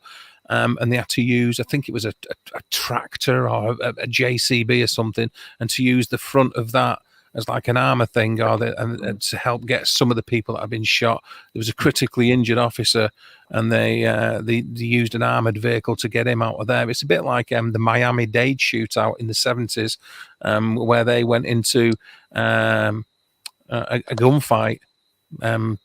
Detectives armed with 38 special revolvers, when the people who they were going in to fight against were using Armalites and stuff like that, which led to the change in the attitude towards exactly what equipment law enforcement would have in the States. You've got the Nakatomi siege, where the Nakatomi building, where the LA used an RV and they went in and they tried to go through, but the bad guys had rocket launchers and they went yeah. But luckily enough, they had Bruce Willis, so they'll be okay. I'm sure. Luckily, they had Bruce Willis to stop them, and he had some C4. And everyone got covered in glass. It was terrible. It was a horrible mistake. But bought myself a T-shirt today with "Ho ho ho." I've now got a machine gun. That's going to be my Christmas. Right. Bought it today. I can't wait for it to come. So excited. Brilliant. I'll wear it for our Christmas show. Yeah, so that's the kind of thing that they've got milling around, that they've had at least a basic. Well, I mean, we don't know. I mean, does anybody know, actually? I mean, we say that, they were there for a while, but they could have been on loan for a couple of weeks. I mean, the siege went on for 6 weeks, didn't it? Just shy. 51 days. Yeah. So maybe they were getting training maybe they were getting training in them for a little while beforehand. But that's one of the CEVs that went in. It's crazy. Now, bearing in mind, this is a room full of people that are religious folk, women and children, obviously men as well, that are armed, but for the most part, just over 100 Branch Davidians that gradually got, that got like filtered down a little bit because some were allowed to leave. Eventually, there were 92 in there or something, I believe. Yeah. 82 maybe. How many died? But that's the kind of thing they're sending in. Yeah. Well, there's 9 Bradley assault vehicles, which is a personnel carrier, which is, again, it's a military grade vehicle, and they've got 9 of them driving over the religious people's bloody profit and things, smashing taking down walls. One of the big issues with it was actually, I think he was called Richard Gett. He was one of the first Branch Davidians to be shot. He was on top of the water tower. There was a little bit of a break where they were actually allowed to go and retrieve his body, and they buried him in the grounds. And it was M3 that was driving over the top of his grave and reversing and then going back over the top, deliberately, obviously, doing it. But one of them there. So there you go, an M3 armoured. It's an AFV, basically, APC, depending upon what weapons are stuck on it. But everybody can obviously see it's a military vehicle. Mm-hmm. terrible military vehicle, but that's a different conversation. And then we may as well have a look at what, just to give us some kind of context as to the type of lengths that they were willing to go. Oh shit, I'll stick one of these up. Why not? Remember women and children, and we all know how dangerous they are. Oh shoot! It's an So Abrams. obviously they've deployed M1 Abrams, and there were two of these. So there were two M1 Abrams that were there. About 4 or 5 of these M728 combat engineering vehicles, and up to 10 Bradleys. They didn't. What did they think that the A team were in there or something? And these guys come charging out with a tank built in the garage. But why the hell? I did wish they he need had. two tanks? Just got a vision of like David Koresh just like swinging across with like a machine gun. Loves it when a plan comes together. Just coming in and just like with a cabbage gun. That's just OTT though, isn't it? I mean, Just a bit. I know the media at the time was saying it was a show of force and things like that, but it no. A show of force against who? Exactly. There was nearly a Exactly. vehicle, like an armoured vehicle for every 2 Branch Davidians. Yeah. Well, on the day though, as well, the hostage rescue team were armed with 50 cal rifles that were planning to go in. 50 cal rifles. That wasn't the snipers. That was the hostage rescue team. It's just they pumped so many tear gas grenades into the building. They were starting to run low, and that was what they were starting to worry that they were going to run out. How many did they pump in? I've seen stories that there was dozens of these tear gas rounds. Partly it was a lot, doesn't it? If they ran out of ammunition, I imagine they'd have bought a relative amount with them initially, and probably would have bought more if they needed it. And then I don't know. That's really. And you're saying about knocking walls down and knocking holes in the walls rare. Wasn't it at least a dozen when they did the autopsies later? At least a dozen of the British Davidians victims were crushed. They think their wall collapsed on them. Mm-hmm. They got The bunker. Yeah, was it a dozen? What they referred to as being the bunker, which was right next to the kitchen, which is really the only part of it which remained sort of intact, if you like, concrete building. Which afterwards the ATF and the FBI, it was on the intro video actually, they thought it would be a good idea to stick the flag up above it, a bit like they did with Saddam's statue, you know, the put the US flag up. Anyway, and they were saying that a lot of the injuries that were there were congruent with crushing injuries and things like that. Yeah. Awful, really, because and also if your tactics piling in smoke grenades or CS grenades to try and flush them out, you then put holes in to then give them air, so then the plan to flush them out. And this was to protect the children. Don't forget. Yeah. This plan. It doesn't seem like anyone had any oversight. Sorry. No, go ahead. Go. That's it, really. I was going to say, it doesn't seem like there was any real oversight over the whole operation. It seems like you've got the ATF doing their thing, the FBI doing their thing. Do you know what I mean? Like, and they're not really talking or connected or having a plan, even. Yeah. Well, they said there was 2 major camps, didn't they, within the FBI? The side that thought they should be a more confrontational solution, and the other side that thought they should talk. But over time, the side that thought they should talk basically got drowned out, and they just started being more and more aggressive in their tactics. Like the sleep deprivation, I'll go back to that really quickly. That's torture. Yeah. Of course it is. Yeah. But it was used as a tactic. I think this is one long case of how not to do it. Yeah, very much so.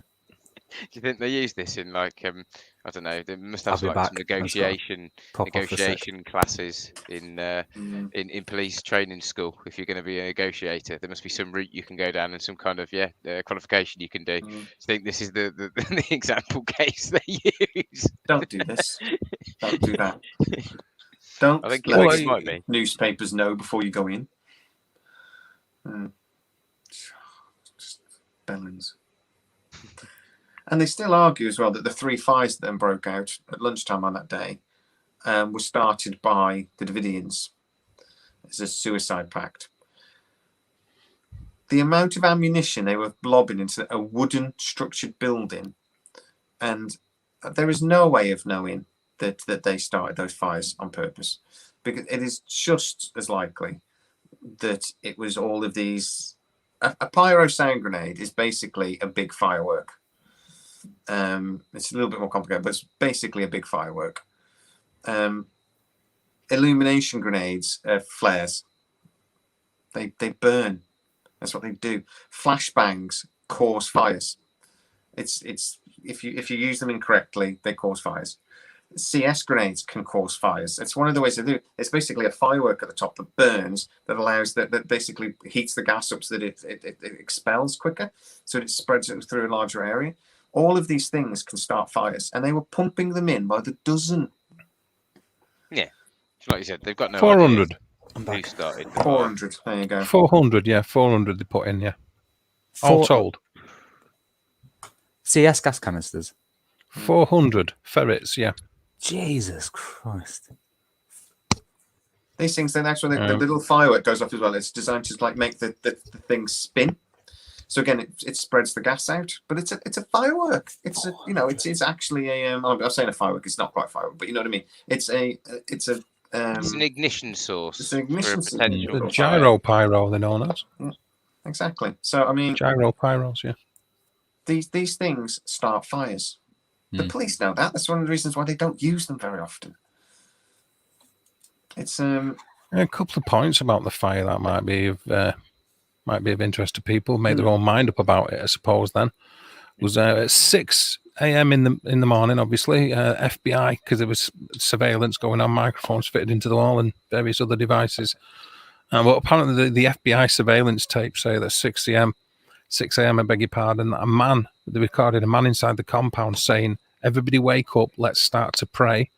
Then after that, a guy says, "Pablo, have you poured it yet?" Somebody goes, "Huh?" And then again, "Have you poured it yet?" In the hallway. Things are poured, right? And then the combat engineering vehicle number 1 receives orders to spray 2 bottles of tear gas into the left corner of the building. At 7:23 a.m., the tapes then record a male Branch Davidian saying the fuel has to go all around to get started. And then a second male replies, "Well, there are 2 cans here if that's poured soon." At 9:20 a.m., which is now, nearly 3.5 hours later, the surveillance records a meeting between unidentified males where it's saying they got 2 cans of Coleman fuel down there, right? One of them says empty, and the guy says, "Well, all of it?" And to the reply of, "Yeah, there's nothing left." Between 11:07 to 12:04 lunchtime, according to the government, a series of remarks such as like, "I want a fire, keep that fire going," and "Do you think I could light this soon?" Sort of like indicates that they were trying to light a fire themselves. By 12:07, so this is now over 6 hours after, first visible flames start to appear in 2 spots in the front of the building. The first one on the left of the front door on the 2nd floor, and then a short time later on the far right-hand side of the front building. And an FBI hostage rescue agent says he reported seeing a Branch Davidian member trying to ignite a fire in the front door area. Nearly done. 12:10, so just a couple of minutes after that, the flames started to spread quickly through the building, and they were being fanned by high winds. The building started to burn very quickly.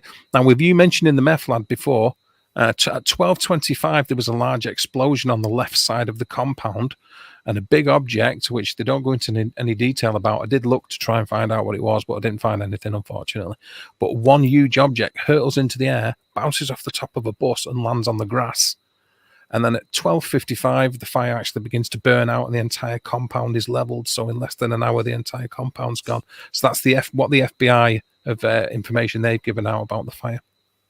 So again, though, you argue that they're saying that they had intelligence that they were potentially spreading fuel and things and getting prepared, so they continued to fire CS gas into that building. But it's okay, it's fine, because that's another reason why they decided to tear the wall down so people could escape. Remember, that then crushed them and escape some of the tear gas that they kept pumping in and in. They keep talking about spreading fuel around. Keep throwing the illumination grenades at them. Then that's crazy.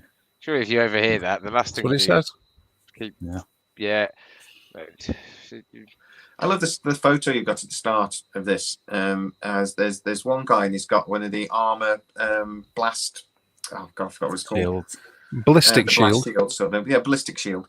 He's got the ballistic shield in his hand, sort of thing. But he's surrounded by about 20 people that are just walking away from the. So he's got his ballistic shield. No one else is protected. They were carrying him, and then somebody was injured or dead. Yeah.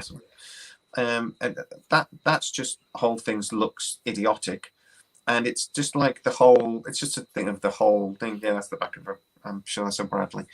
It is a Bradley, the whole that, thing yeah. is just nuts. It just doesn't make any sense. And again, when the fire's going, what was the officer's actual reaction to that? It doesn't.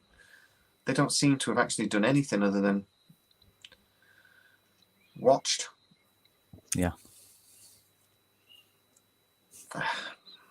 It does appear that that is the case, doesn't it? Really? Mm-hmm. It just seems.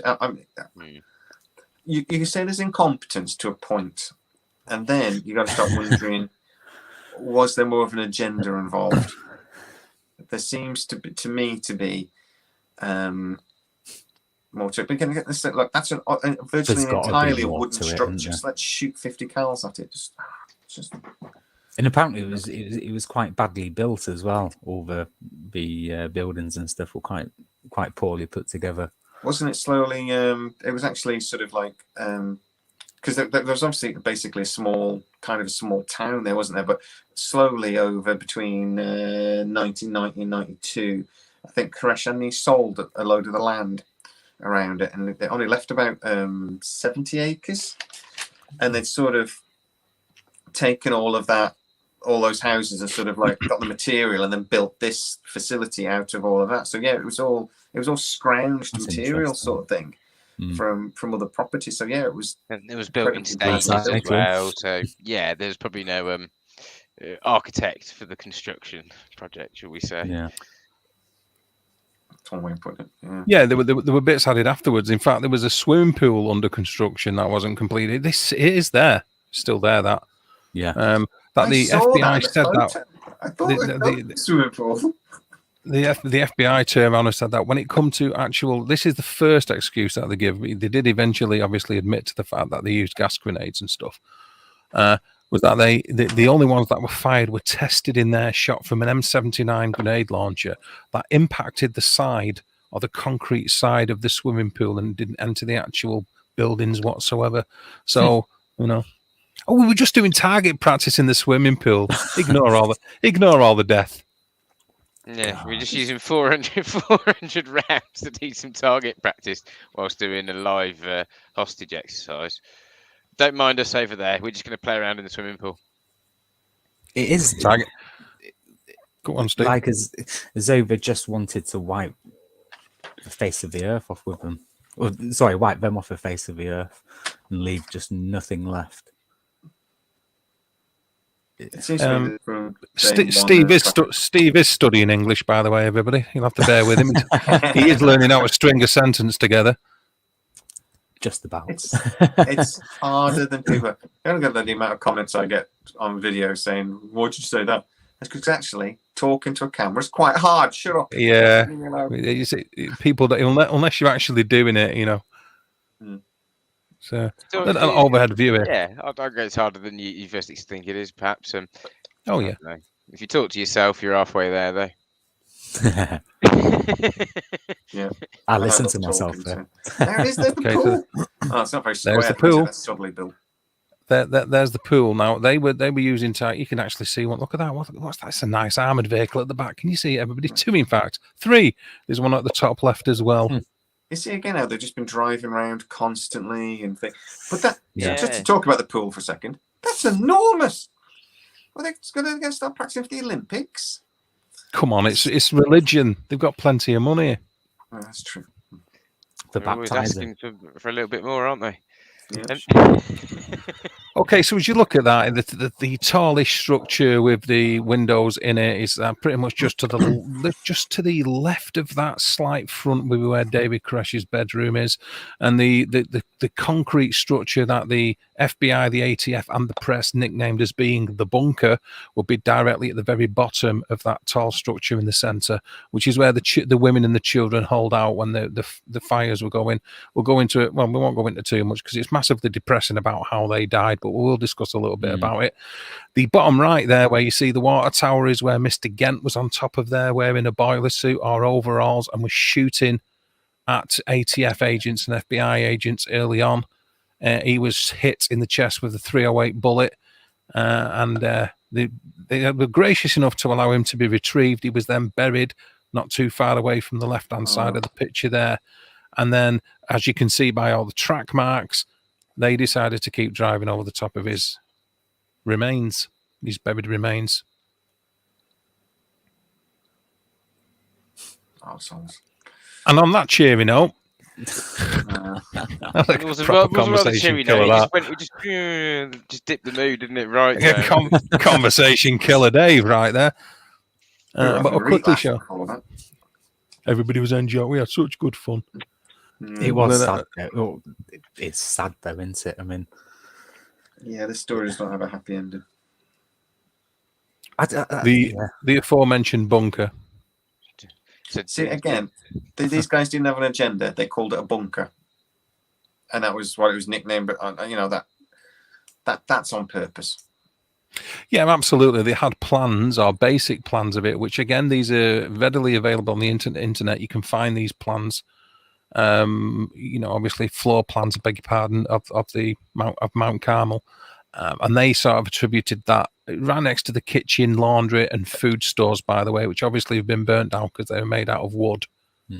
But that's the bunker into which the bottom of that was a large glutinous mass, which was 16 bodies altogether, mainly women and some young children, that because of the heat of the flames had melted, fused together into one lump of remains. Various other, as well as millions of rounds of ammunition that were littered all around the place also, some of which had cooked off and some of which didn't.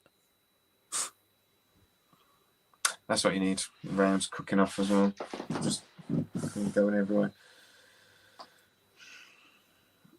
Wow, yeah, so it kind of it explains the severity of the siege, doesn't it, and the barrage of fire used on them. I guess it really was apocalyptic for them, wasn't it? Really.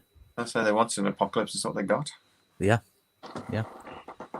Well, this is another reason why they say that the gunfight was as big as it was, if you like, was because they were expecting the end of days, and for them this was a self-fulfilling prophecy.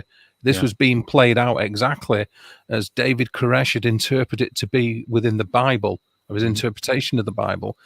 So to them, they were more than happy to stay there and go through it because it was what was expected, if you like. Yeah. It's what had been. It was preordained. Yeah. It was what? Yeah, exactly that. Yeah. How do you? Yeah, it was their expected plan had come into fruition. Yeah. And the ATF and FBI were more than willing to do their end of it.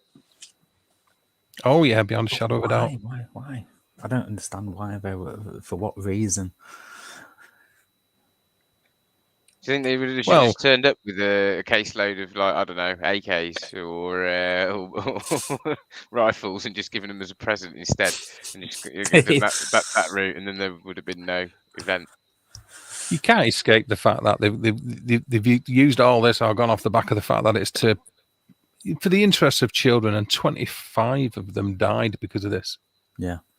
So whichever way you try and interpret what's gone on, it's a huge fat fail, isn't it, on behalf of the establishment, or is it? Yeah, cool. Yeah. What did Koresh do? What did he have on someone? There's something. I don't know. There's something we're not being told. Well, just really quickly, I watched an interview. It was done while the siege was going on. It was a Oprah Winfrey interview, and they had two of his wives and or two of his previous wives, and the actual wives that they had on the show was mother and daughter. And the daughter was, I think she was 13 or 14 when she became his wife. But she said that they didn't have any sexual relations until she was 17, until she was like of age. But yeah, Okay. just a very Likely. yeah, possibly. Because she was asking about what they thought about him sleeping with underage kids, and both of their answers were like, well, as far as we know, that didn't happen. So yeah, it's a bit, I don't know, very. How much do you think this, or the police's reaction to this, was to do with the militia movement then in the US at the time? None whatsoever. None whatsoever. No, I don't think that it was. And for my sins, I've lost it. I did note down something that were going on within the ATF regarding them being under pressure for funding and to justify themselves when another branch, governmental department could have done it. So they wanted to draw attention to how good they were. And I can't believe that it's not on my notes. Oh, Dave. You get a lot of that in America. They don't need departments not talking correctly, not sharing information. You could argue that was the various different departments' excuses for 9/11, wasn't it? And the negligence, and the string of comedy of errors that occurred. The FBI not talking to the CIA, and not sharing. They were trying to figure out who had the bigger penis. So I do believe that people are that arrogant that they would. Of course, they would do this. They'd fight amongst agencies. Yeah, which it does seem like there's a bit of this going on here, maybe. With just the point you're saying about that, I mean, because you remember the ATF is alcohol, tobacco, and firearms. They were created really around, to do with. I can't get purgatory out of my head. When the alcohol was banned. No, Prohibition. Prohibition. Yeah. Prohibition. I couldn't get purgatory out of my head. And then obviously, and obviously, you got to remember as well, the United States isn't really like one big country. It's like 50 small countries, really. So moving tobacco across state borders and things. Hey, I said it's not quantity, it's quality. No, I hope purgatory's not a place where there's prohibition. What, endless? Yeah, you're only saying that because you know you're going there. You're going there. That's why you're saying. That's what purgatory is, mate. It's prohibition of everything. Every single thing, Damien. Nothing. Everything. You're in a bad state when they're like. Put it this way, Damien. Like, if you're persona non grata in a state of purgatory, you've got to have done something bad, brother. I think what we didn't mention, sorry, is actually regarding the ATF. Sorry, Jay, I'll throw it over to you in a sec. Is that actually he knew that he was being investigated for the firearms claims, David Koresh, and he invited the ATF to inspect the weapons that he had, and they refused. Yeah, that's ridiculous. I think it's a big reason why, like, say that initial Aguilera affidavit is so suspect, because it's got loads of holes in it. The whole thing about how long he was supposed to be under surveillance has been questioned, because they seem to know very little about the movements of this camp. So saying, well, if you were watching them for a year, how didn't you know that these people do regularly leave the camp? Why did you think David Koresh never did when we know he did? So it's a lot of questions about, and I can see the point in that the ATF would have been trying to justify their existence at a time where their existence was. The reason for their existence was waning, because a lot of the laws about like moving things like tobacco and alcohol across state lines were being removed. It wasn't moonshine and all this sort of thing wasn't a problem anymore. Prohibition obviously was 30, 40 years in the past, and no more than that, got 60 years. Yes, so, 60 years, yeah. But moving tobacco and stuff across and alcohol stuff across state lines was still considered was still illegal. That's why Smokey and the Bandit movie. It's like he's moving the alcohol across state lines, and it was it was illegal because of state taxes and things. But a lot of that was being removed by the 1990s. The ATF weren't really there. The DEA were getting most of the funding because of the war on drugs. War on drugs. Oh yeah, that one. How did they get on? Did they win the war? Yes, mate, they did. That's why you're not have no drugs. That's why you're not allowed any.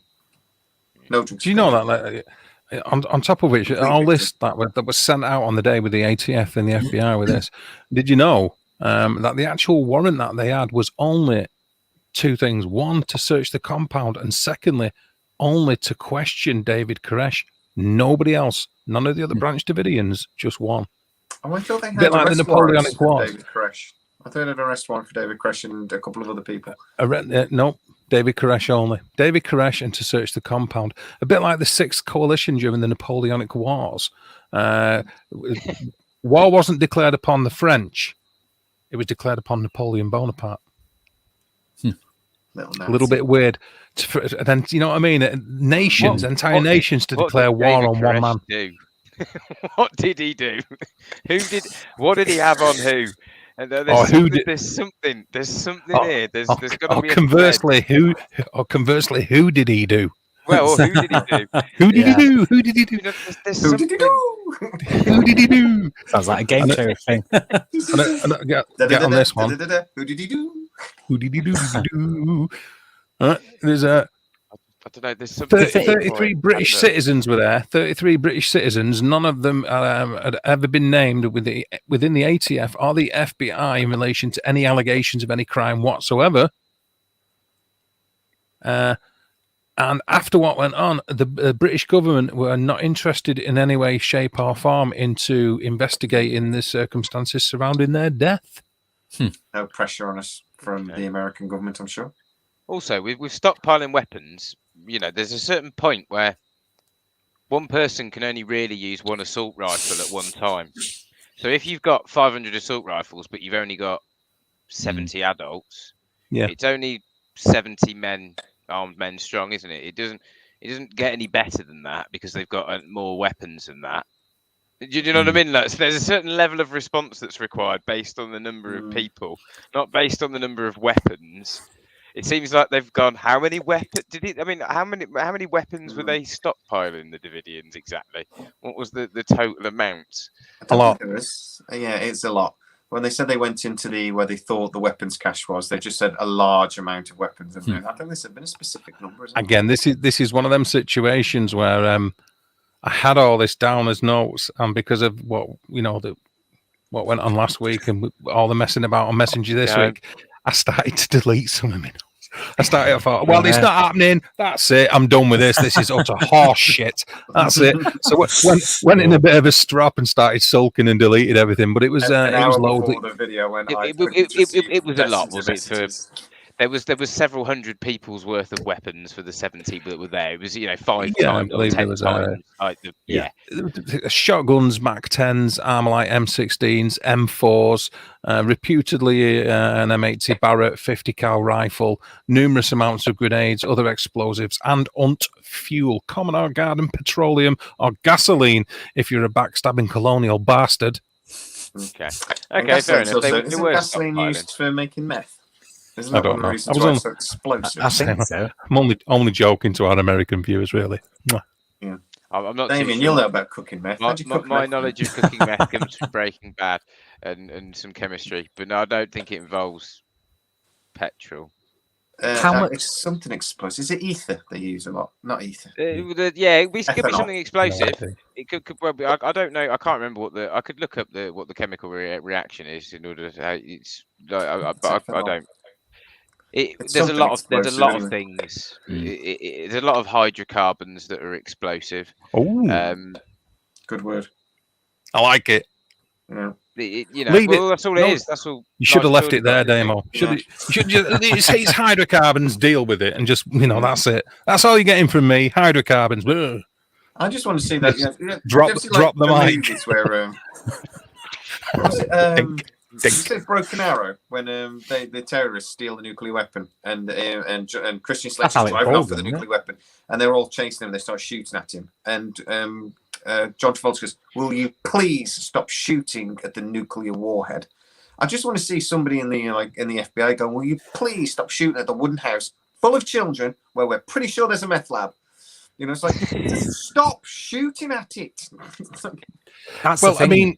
Stop shooting. Full stop. Yeah. There's going to be a just crater. Stop shooting. Yeah. They're wooden walls using high velocity rifles and tanks. Yeah. Stop shooting. Stop shooting at it. You think stop shooting. A big explosion and little children parts go.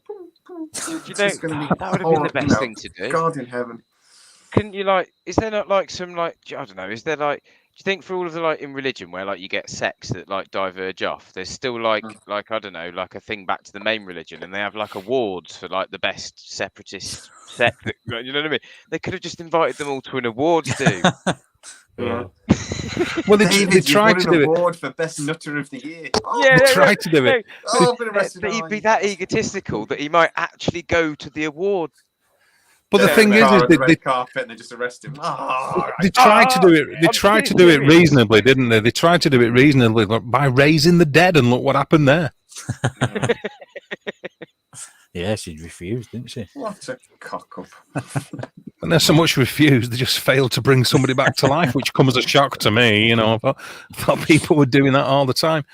So obviously, because of the fires and that, other things that get called into question is the fact that when the bodies were obviously recovered from the remains of Mount Caramel, it was a sweet place. The Mount Caramel was. Oh, come on! I'm thinking back to the people you mentioned earlier. You know. Oh, dear.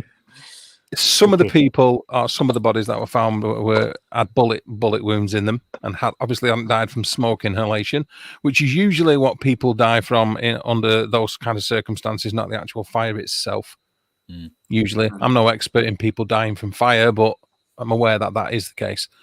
And also, some of the children's bodies were found with traces of cyanide in them as well. And saw the comment earlier about how he killed himself.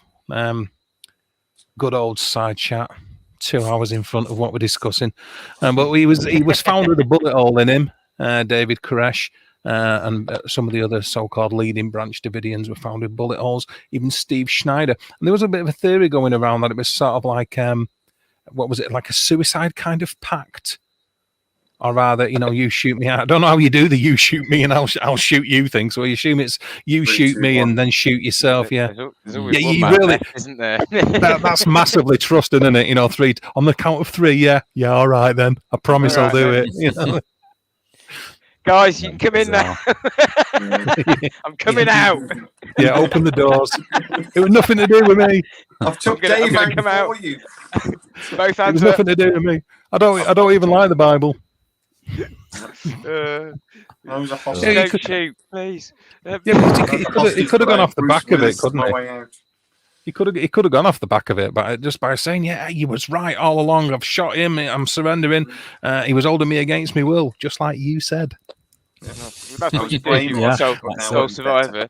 Oh yeah, he was holding me against my will. He'd taken my passports and all of this stuff and hidden it, and do you know what I mean? I had to give him my wife and do you know what I mean? And it's been a nightmare 2 years. I'm glad you're here. Thank you, ATF. The ATF would have gone for that because it looks like they set this whole thing up to get a good image. If they just gone, the ATF are wonderful. Actually, they right. Got away with it. They might have liked a survivor doing that. It'd have towed their line of events, and it'd have probably made it all go away a bit quicker in the media. Yeah. Another point about when the bodies were recovered was the state that they were in, and some of them being dismembered, in so much as it's not what you would normally expect with crush injuries from the roof collapsing, which is one of the reasons that they give a lot of the people actually died inside the bunker, which you showed a picture of before. Even this being the case, there shouldn't be separation or dismemberment due to a roof caving. It should be crush injuries, which is also a little bit sus that, you know, it's not because the roof fell in them that they're in bits. Is it because of explosives being thrown in there? So that sort of like got put up in the air. Also, a little bit of a fact as well about CS gas, because like I say, cyanide was found. And CS gas can produce cyanide. Okay. Because of what are known as 2CM molecules, which are in CS gas, and in certain conditions, this CS gas can be fatal because of these molecules. And tear gas canisters, they're intended for ventilated places, as we were saying before. I mean, one of the big things about it is they're using CS gas and throwing them around inside a building. These are the type of things that were used to dispel riots in big open places and stuff like that. But no, let's throw it inside a small hallway in a little wooden building and see how that goes. Flammable structure. Yeah, exactly. You will suffocate. At the end of the day, if your lungs fill with CS gas, you can't breathe. And then I'm just going to play with matches. Yeah. You see, it's like not saturated within the air, but there's like 2CM gets into the air, and there's no way that I can think it was. It's chlorobenzalidine or chlorobenzalidine malonitrile is what it is. Yeah, and in an enclosed space with a lack of air, it in higher concentrations or high enough concentrations, 400 of these grenades were used, remember. So in high enough concentrations, it's a lethal amount for a healthy adult. Never mind a little kid. And that's from 2 days. This is 2CM molecules. There were millions of these molecules because of the sheer amount of grenades they let off. So just do the maths. If just a couple of these molecules, when they've reacted and became, can then turn into cyanide in the bloodstream, what is 400 grenades worth going to do in confined space? And remember, it's not an oxygen-rich environment, which is exactly what it needs to become cyanide, because the fires within the structure are utilising the oxygen. They're taking the oxygen out of the air, aren't they, in order to continue the fire? Yeah, so it'd be it's just increasing the risk of suffocation, and before you get anywhere near smoke inhalation. Yeah, I just looked at that the chemical, Dave. That is a mouthful, isn't it? Yeah, thanks for that. As I was saying, I thought, do we do this? Do we even do this? Chlorobenzalidinitrile. It's we're always chlorobenzalidine. Big words on this channel, so I don't know. Chlorobenzalidine malonitrile, yeah. Zamalonona. It's that bit, that malonona, towards the malonitrile. Malonitrile, yeah. Malononitrile. Oh, I don't like it. It's chlorobenzalidine malonitrile. I don't like it.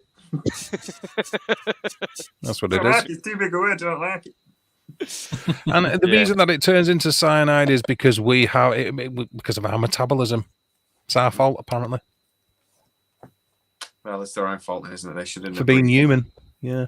Since they breathed in, they basically just for breathing. Yeah. It's your own fault for being alive. That's why you died. You developed a chemical, to suppress the population with a chemical that reacts with us naturally, and that's our fault, right? Okay. Okay, so obviously before this, right, I'll get a little bit like think about what went on before and after. You had Ruby Ridge, where again the FBI, he just wanted to be left this guy in the hills. His wife got shot while she was holding an infant child, and then his friend got shot by FBI snipers at Ruby Ridge in 1992. Of course, you got the Waco siege in 1993, and then in 1994, Timothy McVeigh decides to blow up the Alfred P. Murrah building. Which in up until 9/11 was the biggest act of terrorism on U.S. soil, and I still believe it's still the biggest homegrown terrorist incident, I believe. Yeah, if you believe 9/11 wasn't a homegrown terror. Yeah, if you believe that. So you got obviously the Oklahoma bombings with Timothy McVeigh. And he done that in revenge. He sort of like stated that he did that as a direct act of revenge for what had gone on. But a couple of things about Timothy McVeigh that need to be taken into account as well is he joined the army in 1988, and he trained an explosive, and he trained as a sniper. He would get reprimanded on more than one occasion for wearing white power T-shirts and being known to be a supporter of the Ku Klux Klan. He reached the rank of sergeant and was known to give unwanted or really bad jobs to coloured servicemen. And he was deployed in Desert Storm in 1991. He was there, and he was honourably discharged in 1992. Now, during the Waco siege, he actually appeared outside Mount Carmel and in Waco handing out leaflets. He was allegedly to support the Branch Davidians, but he was actually handing out leaflets, regarding his other sort of like activities. Really, considered himself to be part of the Patriot movement. So he sort of like leans towards the fact that he was also known for giving out actually during the Waco siege, handing out cards printed with a guy called Lon Horiuchi's name and address. Lon Horiuchi was actually an FBI sniper that was at Ruby Ridge and was allegedly at Waco. He was still in service at the time. And I believe I did put a picture up of them snipers before. I'll put it up again and see if you can see where I'm going with this. Giving away his name, his name, address, and personal details, so people could have some kind of vengeance. I suppose that could be the only sort of reason. The top right. Is that him? Is it? With his sniper team at Waco, behind what I can believe, given off what I've looked at of other photos and maps, if you see like that tower in the background in the far right of the picture, that would sort of match up with them being behind the white building, which was directly opposite Mount Carmel, and it's still there, I believe, which is like a FBI lookout post, I suppose, during the siege. But there he is, Horiuchi at the back there.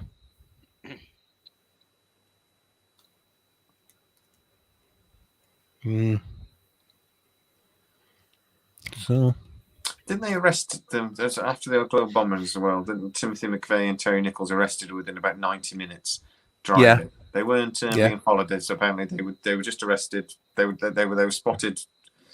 I tried to find out why they were actually stopped, but I couldn't actually see it. They must have been driving erratically or something. I don't know. But they were stopped randomly, and it was only then because they had illegal firearms that they were arrested, and then they were connected to the Oklahoma bombing. It's very very fortuitous that police officer decided to stop those two men. I would agree. I understand what you're saying with that. Yeah, seems suspicious. It wasn't, as far as I could tell, it wasn't a roadblock. They weren't stopping everybody. They were just stopped randomly. But it's a bit fortuitous as walking into the movie theatre and knowing, oh, there's Lee Harvey Oswald, just the guy we're looking for. Yeah, there he is, the little bugger. Yeah, exactly. The whole Lee Harvey Oswald thing it feels very similar.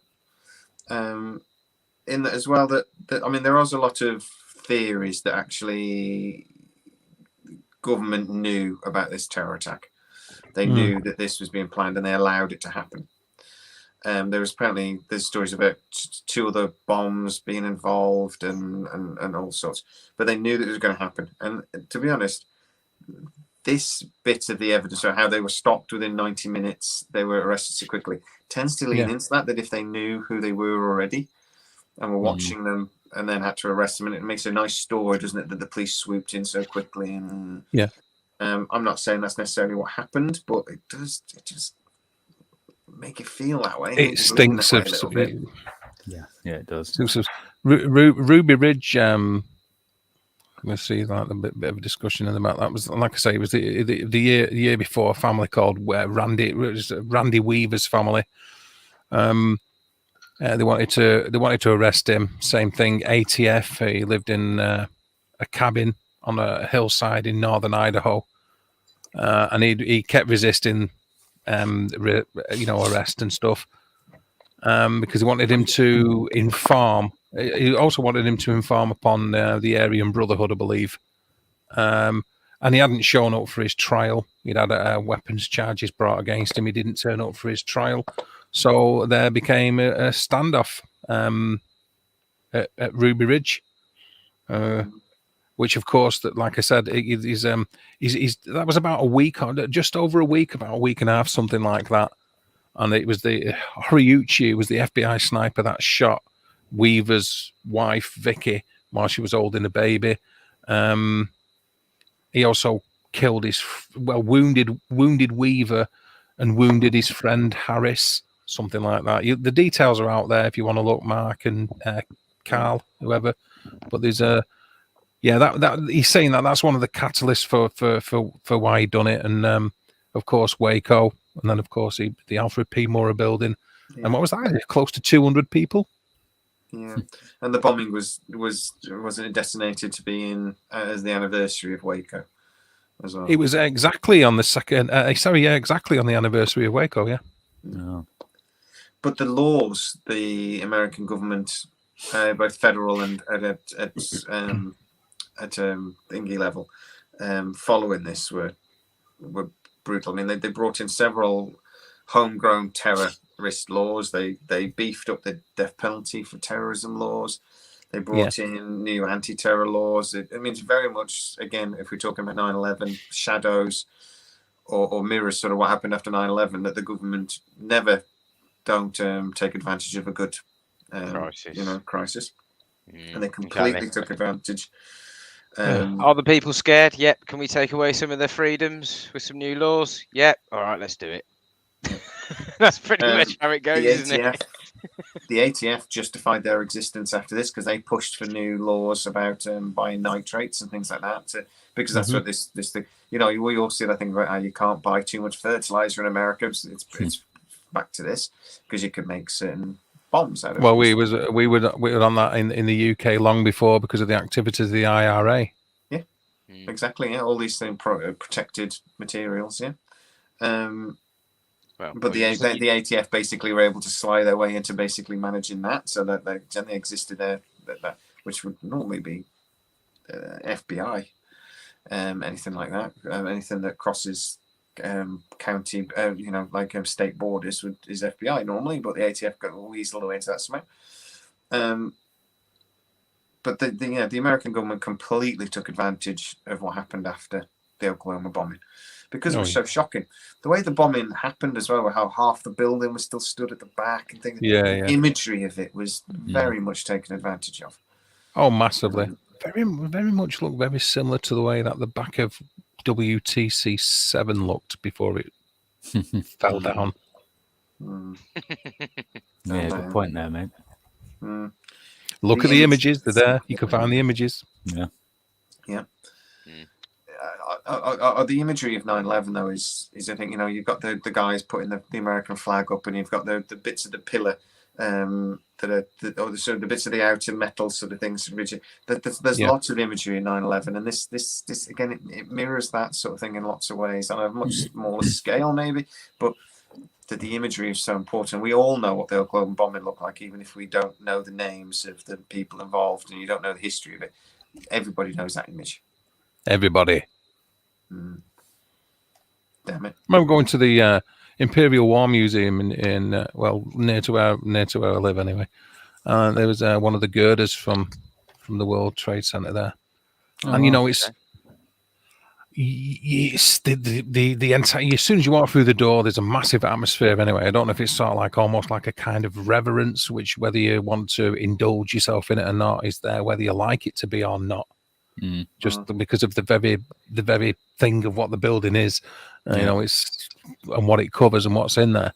But in particular, as you got closer to this particular exhibit, one of these, one of the girders from 9/11, the feeling, it was just hugely tangible of. It's really difficult to explain. It was massively strange feeling it gave off. Now, psychologically, it's probably obviously because people know what went on and everything. But even so, just so powerful. It's to actually see it as well in the flesh. This massive girder that had come from the World Trade Center. I don't even know why I said all that, but I just thought I'd say very massively powerful. It makes sense. Yeah, I've been to Ground Zero. It was a very odd experience. Yeah, I can only imagine. I've not been there. I've been there prior. I was in the Twin Towers in '99 prior to them, obviously. No longer existing in 2001. Yeah. Wow. So that lucky that holiday wasn't put off, isn't it? A couple of years. Yeah. Oh, yeah. Yeah. Anyway. Okay, we so we've talked done. about 9/11 for 3 hours. Kind of like the end of the school holidays, September the 11th in the UK, isn't it? It's about a week after we all go back as well. So it is the kind of time that you could be having those last 2 weeks away as well. So yeah, you're right there, Jamie. Yeah, glad it wasn't 2 years Lucky later. boy. Thank you. Lucky boy. Yeah. Right, okay, so we've done 2 hours. So let's have a little bit of a roundup. Okay, so Waco, 92 people in all killed over 51 days. Obviously, in the initial raid, the subsequent fires after the siege, of course, other things that we might not have mentioned, like the psychological warfare, playing horrific sounds and music over loudspeakers while the siege was going on, cutting the water, putting the water back on with the electric, then putting it back on again. Also, the fact that there would have been several religious experts that had been in contact with David Koresh and Steve Schneider via the FBI doodads. What would you call them? The Negotiators. thank The you, FBI. sir. The FBI negotiators, and saying, the best way or the easiest way to end this siege is he's started writing or interpreting the 7 seals. Give him a few more days, and he said he will come out. Let him do this, and then everybody will come out anyway because he will have accomplished his goal. And in the eyes of his people, or in the eyes of the Branch Davidians, he will still be held in massive esteem. He will still be viewed as being the Lamb, as noted in the Revelations, the only person capable of interpreting the 7 seals, which is what he was doing. Why not just let him out? So the raid went ahead. So given the fact that the amount of people died, the initial accusations that were made as to justify it in the first place, thoughts. What are your thoughts on it, guys? Who wants to go first? Steve. Steve does. Steve wants to go first. No, you can't see me. I'm not here. No, it's the ATF and the FBI just absolutely cocked everything up for me. I think if they'd just not used any force, because there was no threat of any violence or anything like that we could see that they were going to do. But I think obviously just the presence of the ATF and then the FBI coming in with their army, it was just pointless. There's just no need for it. But I'm just confused over the whole event, how it got to where it ended, and why somebody should have realized there, somebody in charge should have realized there and just thought, hold up, what are we doing to this place, but it very sad set of circumstances indeed, especially for the kids as well, and some of the survivors, because some of the survivor stories are quite bizarre. Well, it is some of the survivors. I think they're all out of jail now, aren't they? Or is there maybe 1 or 2 left in? But some of them were given 40-year sentences for their involvement. What went on, and these including British citizens, by the way. I saw an Australian citizen. I don't think it was quite as many years as that, not 40, but it was like 15 or 20 years, I think, in prison. This Australian guy before being extradited back out to Australia. Yeah. They're putting murder charges on them, or conspiracy to commit murder charges and things. And supposedly some of them claim they hadn't even picked up a weapon, didn't they? I think, is that the? Yeah. Well, that's it. Some of them had never even touched a firearm. Isn't it in America though that if you're aware a crime might be committed and if you don't try to stop it, or if you're involved in that you're implicit as well? Yeah, you can be tried for a crime. The accomplice, actually tried as an accomplice, can't you? If you don't disclose. But then, what crime would you disclose? It's not crime to stockpile the weapons, or you might not know it is. If he had too many of a certain type, or do you know what I mean? Like how unless he'd been and used one of those weapons and killed someone, you haven't got a crime to report, have you yet? It's just someone stockpiling weapons. Which, if you're allowed to buy assault rifles down the road in the corner shop, or the local. Remember, the weapons were bought legally, mostly on the whole. I don't know if 50 caliber was Local but well, your local but they were then Walmart, wouldn't it, in modified was America? the problem. Yeah, it was the conversion that they were doing to turn them into full auto. That was the issue. Because an AR-15 And is the basically grenades. a civilian version of the M16. What they were doing, they were buying M16 parts so they could convert the AR-15 into an M16, basically. That's exactly what they were doing. Yeah. Well, I'm not going into it, but yeah. Stop yourself then. No, Yeah. I don't know if I've got quite that. What's the word? Resolve. A couple of doodads about this though is like it was U.S. Attorney General Janet Reno was the one who approved the recommendations by the FBI hostage rescue team to mount the assault after being told that the conditions were deteriorating and that children were being abused inside. And she made the FBI's case to President Clinton. And then she was going on about the fact that the standoff was costing the US taxpayers millions and millions, and child abuse was going on. And he said afterwards that he finally had told her that if she thought it was the right thing to do, she could go ahead. The issue was, and another reason that she's come up, because you mentioned the militia before, was that Linda Thompson's unorganized militia of the United States was on the way to Waco, either to help Koresh or to attack him, and they weren't sure what, which was another reason why they were saying it and it was going on. But it's also said that the ATF has never actually either explained why, under the circumstances that we've discussed tonight, that it chose to mount the biggest armed operation in its history. And it's been suggested that the Bureau have been battered by allegations of sexual harassment and racial discrimination, and that its leaders were concerned to protect its budget from a financial review in Washington, and that it was classed as a rice bowl raid designed to gather prestige points. Hence the reports. Yeah. Hence the reporters. So that being the facts, Damien, what are your thoughts on it before we disappear, and then we'll have Jamie's? Yeah, I mean, well, like you just led to there with that comment really about the ATF, and it seemed like that earlier on to me, didn't it? To be honest, that so that comment you made about the ATF protecting their own existence through a televised raid. And then over the top response to the perhaps the situation, a public over the top response to justify their own existence. Yeah, that seems far more likely to me than all of the allegations that were perhaps being thrown at David Koresh.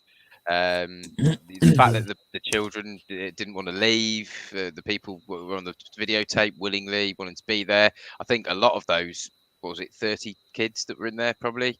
Half of them were probably his anyway, weren't they? 15 of them, something like that. Yeah, a few of them were released. There were 25 at the time of the siege because some of them had been released. Some of the Branch Davidians were leaving in the weeks up to the raid, and during some women and children were allowed to leave. Yeah, but I was just making the point that half the kids in there were his anyway, pretty much. So they probably didn't want to leave the dad anyway. I'm guessing if they'd grown up there, that was their home. Yeah, he was their dad. Yeah, so I just think, completely sort of gone wrong in the public exercise, really. Meant to show them in a great light, but probably ended up causing the end of the ATF, I imagine. No, there's still Jamie. They're still around. They're still around. Yeah, the Sorry, ATF is still around. Yeah, no, they're still going. Yeah, still going. Use a technical term. This is a balls up from beginning to end. If you look at the Iranian's embassy siege, where the SAS went in, they went in with a very specific tactics into a far more difficult building, and not a single hostage was lost. One terrorist had 89 bullet wounds. Because that's how specific the attack was. In a concrete building as well. You're not a wooden building, a concrete. Like I said. And that was about roughly the same time as this incident, around the same time. So that there are comparisons to be made in the way the incident was managed. That was we managed it with job. we use special forces, which is a very unusual thing that to be, permitted by Thatcher, because it's actually technically illegal. But anyway, we'll go to that. But the Americans went into this with creating a small army to surround. Actually, it isn't technically illegal because that is an embassy, so it's not UK soil. Not UK soil. It's still military service operating within UK has to be permitted by Thatcher. That's what made it legal, basically. And it was, but it wasn't on UK soil, and that was the get around. I suppose you it's get around technically on Iranian soil. Yes, I suppose it was on Iranian soil. Yeah. Mad, isn't it, that with embassies? I do find that amusing. So Julian Assange and his little 7-year stint. But anyway, and it's perfect. It is actually perfectly legal in terror cases anyway for special forces to operate. But anyway, nowadays, thanks to so your thought that's it then. So basically, you're saying is, in your opinion, it's a massive balls up. From beginning to end on this, the way the reporters were invited tells me that the ATF wanted to make this a big splash. The way they went in and went into a 2-hour firefight is completely against any tactic I've ever heard of for this type of thing. If a firefight starts, you remove yourself. There are children present. You don't know what is where people are, what the positions are. You don't know the status. So if a firefight starts, you back off. You then reassess, and then you begin negotiations and things, because you're gonna murder people, and the ATF are not supposed to do that. You don't start a firefight for 2 hours. No. That seems to me again that there's an agenda in place here. They went in with a splash of force or whatever else with an agenda, and these people reacted, and these people were. I genuinely believe that this thing about this dog team that went in first to shoot the dogs is probably what started the firefight. They started hearing gunfire and they just started shooting. They started shooting back, sort of thing. There's a fair bit of evidence that suggests that the FBI, and it seems to be there's loads of inconsistencies with the ATF story and then the FBI story later that would suggest that they try to rewrite history a little bit. You see what gets me? I'm sorry to interrupt you, but it's just because you said a point that's worth picking up on. They can justify their actions if they were fired upon first. So they wouldn't have to lie about that. Mm-hmm. So if that had been the case, and they had gone in and shot the dogs, which I believe they did shoot the dogs, they went in and shot the dogs, and then they got fired upon as a result of that. Then their actions, in a way, are condoned, at least there, that they then returned fire. But so there shouldn't be a mystery about that if that was true. Mm. Do you understand what I'm saying? I would argue, though, that people would then sympathise with the Davidians, because everybody say, that armed police turned up, somebody started shooting their dogs, and they reacted. Because they probably wouldn't have known at the time that they were shooting the dogs. All they started doing was gunfire. I would argue that the fact that 92 people died would be enough for people to sympathise with the Davidians, regardless of who shot first in the first place. So that point becomes moot. Yeah, but I mean, I think at the point where the lies were starting to be formed would have been in the 51 days running up to that, wouldn't it? Potentially. Oh yeah, the story was already beforehand. So the names of the Branch Davidians had already been sullied by the newspapers and by the way that David Koresh was trying to be portrayed. Yeah. It's just one thing after the other. And then I think there are things about the Oklahoma bombing as well that's just suspicious. And I know red flag operations happen. We know through history red flag operations happen. There are elements of this that feel orchestrated, and maybe not at the level of like the Vietnam War red flag that happened, but the American. And we used to, the British government have done it throughout history as well, and other major superpowers have done it. That it feels like elements of this were orchestrated to a point. It feels like from day one there's an agenda, and the agenda may have been, we want terror laws, we want this, that, and the other to be put to remove people. Yeah. Maybe it was an attempt to manage the events to lead to that legislation. Maybe, yeah. I never know when it's. I quite never know if it's horse or cart sometimes, whether what comes first. Whether they just take advantage of these situations, or they allow elements of it to happen, or they even orchestrate it. But in this case, the ATF's actions seems to have directly led to then what happened. There are many other ways they could have done this. My point with the Iranian embassy is that we went in a surgical way to take out the people inside. They could have done something similar and gone in and done this in a more surgical way, but they didn't. They drove around it with bloody tanks for 50 days and did all this sort of stuff. If they just wanted to arrest David Koresh, and they had genuinely been watching his property for a year, they could have arrested him when he went off to sign for the bloody parcels that he did every week or so. Yeah. There are lots of other ways this could have been done, but they didn't. They went in with, like Dave said, their largest show of force that they'd ever done in their agency thing, because they had an agenda, and the agenda was, we want to be on the front page. It seems to me.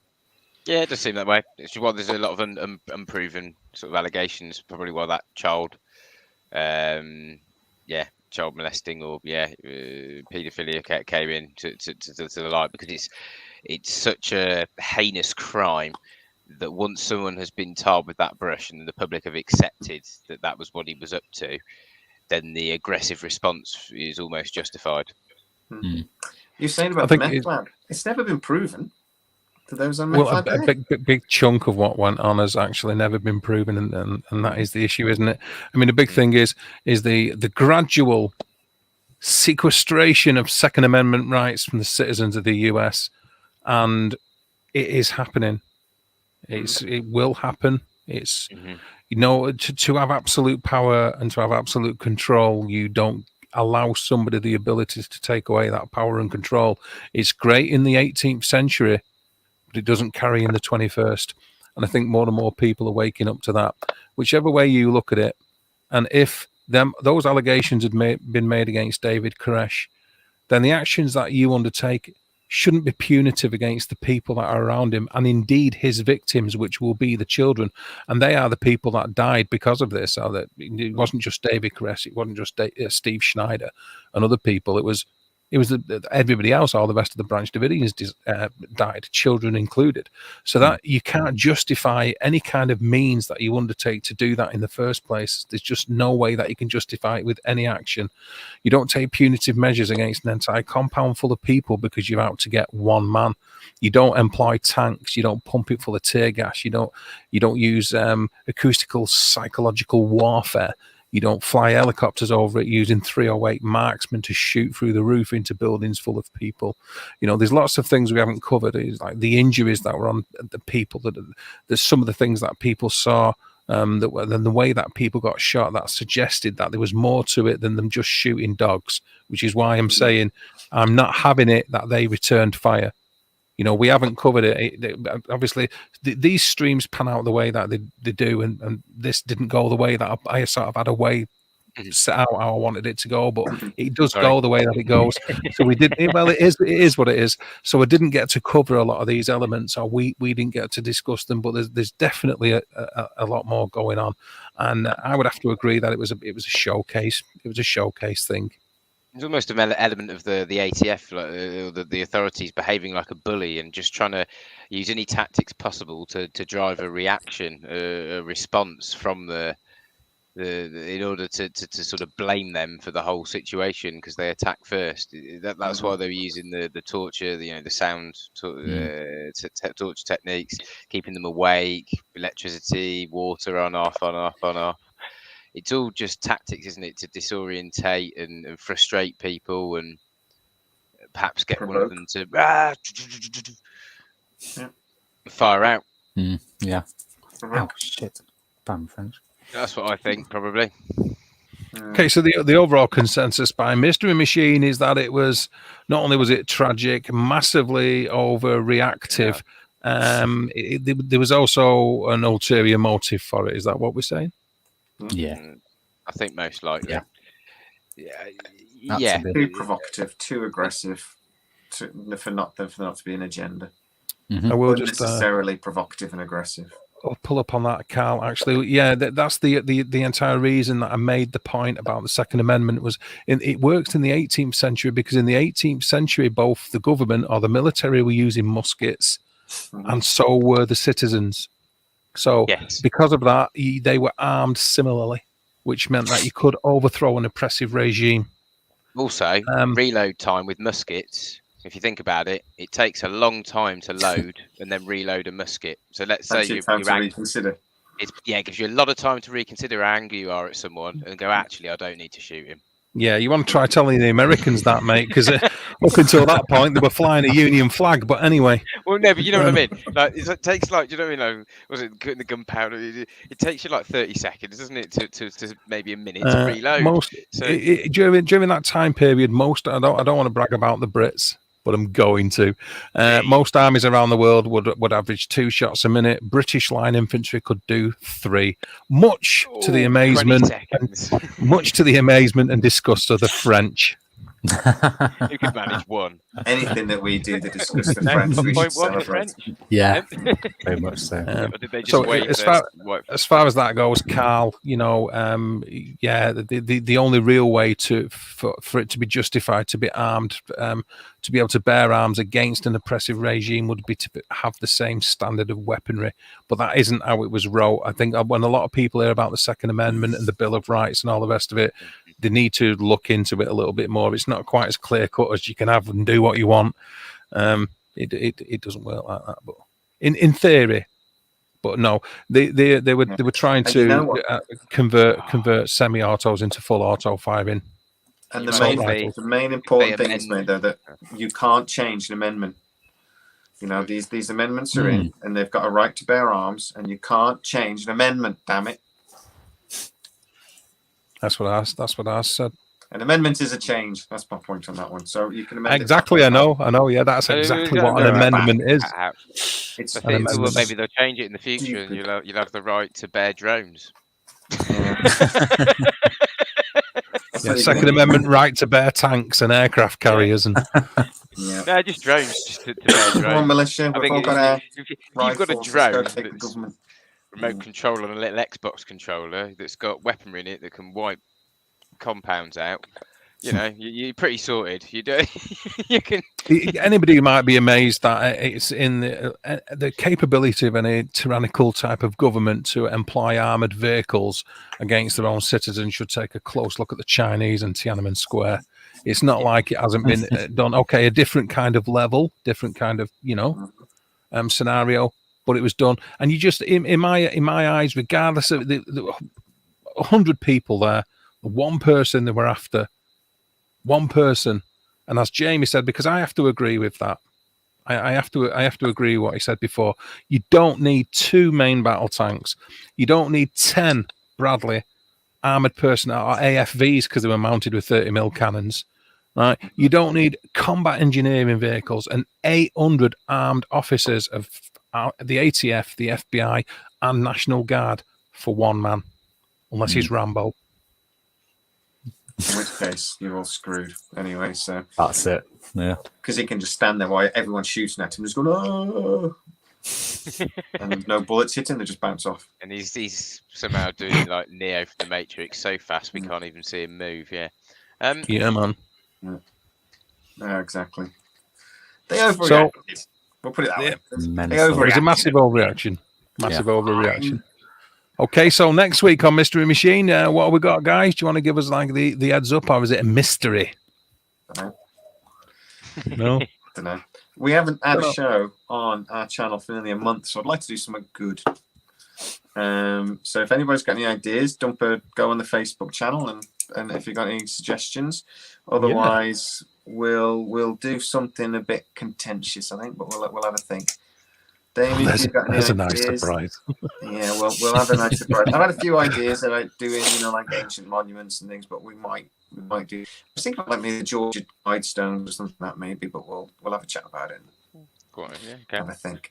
Okay, so anybody got any ideas that they might want to see? Then, as Jay says, bang it on the Facebook group. You can find it on Facebook. Weirdly, stick it in the Facebook. It's still called Facebook. Is it called something else now? You can find it in Meter page. Need to be. Meter page. It'll be on meter page. All right. So have a look on meter page. Did you see what I did there, Mark? Yeah. You can just give me Well 10% of the copyright. Everybody else calls him a Mark. I call him the Z Meister. He'll sort me a few quid out for that. But put your suggestions on meter page, aka Facebook, and subs to everybody's channel, obviously, and follow the Facebook page. Or join the Facebook page, which is obviously called Mysterious Machino or Mystery Machine. And we'll see you next week on Jay's channel, Brief History of Mystery, 9 o'clock, same time, doing We Don't Know What Unless You Tell Us to. Exactly. We are possibly servants to your That sort of will. covers it, does it? Yeah, we're all good. I think, to be Doubt. fair, we are due an alien kind of one soon again. Oh, yeah, it's been a while, hasn't it? But yeah, that's what I was There's just a saying. bunch of stories still. Oh yeah. I want to do Project Magnet as well at some point. We need to do that. Yeah, That sounds very attractive. It is. It is very attractive. The best of it is there's 2 Project Magnets. Canadian one, which was all very friendly, and the American one, which was kind of stupid. So we You know could the do both of the those. best people, They're people almost at like opposite poles. Yeah, I'm going to say, if you notice like that, all the experts on magnetism are always poles, aren't they? Always poles. They do everything. All right. See you next week, then, guys. Cheers, See you guys. next week. Good night, Cheers, guys. chat. Take it easy. Bye bye. Bye bye. Bye bye. Bye bye.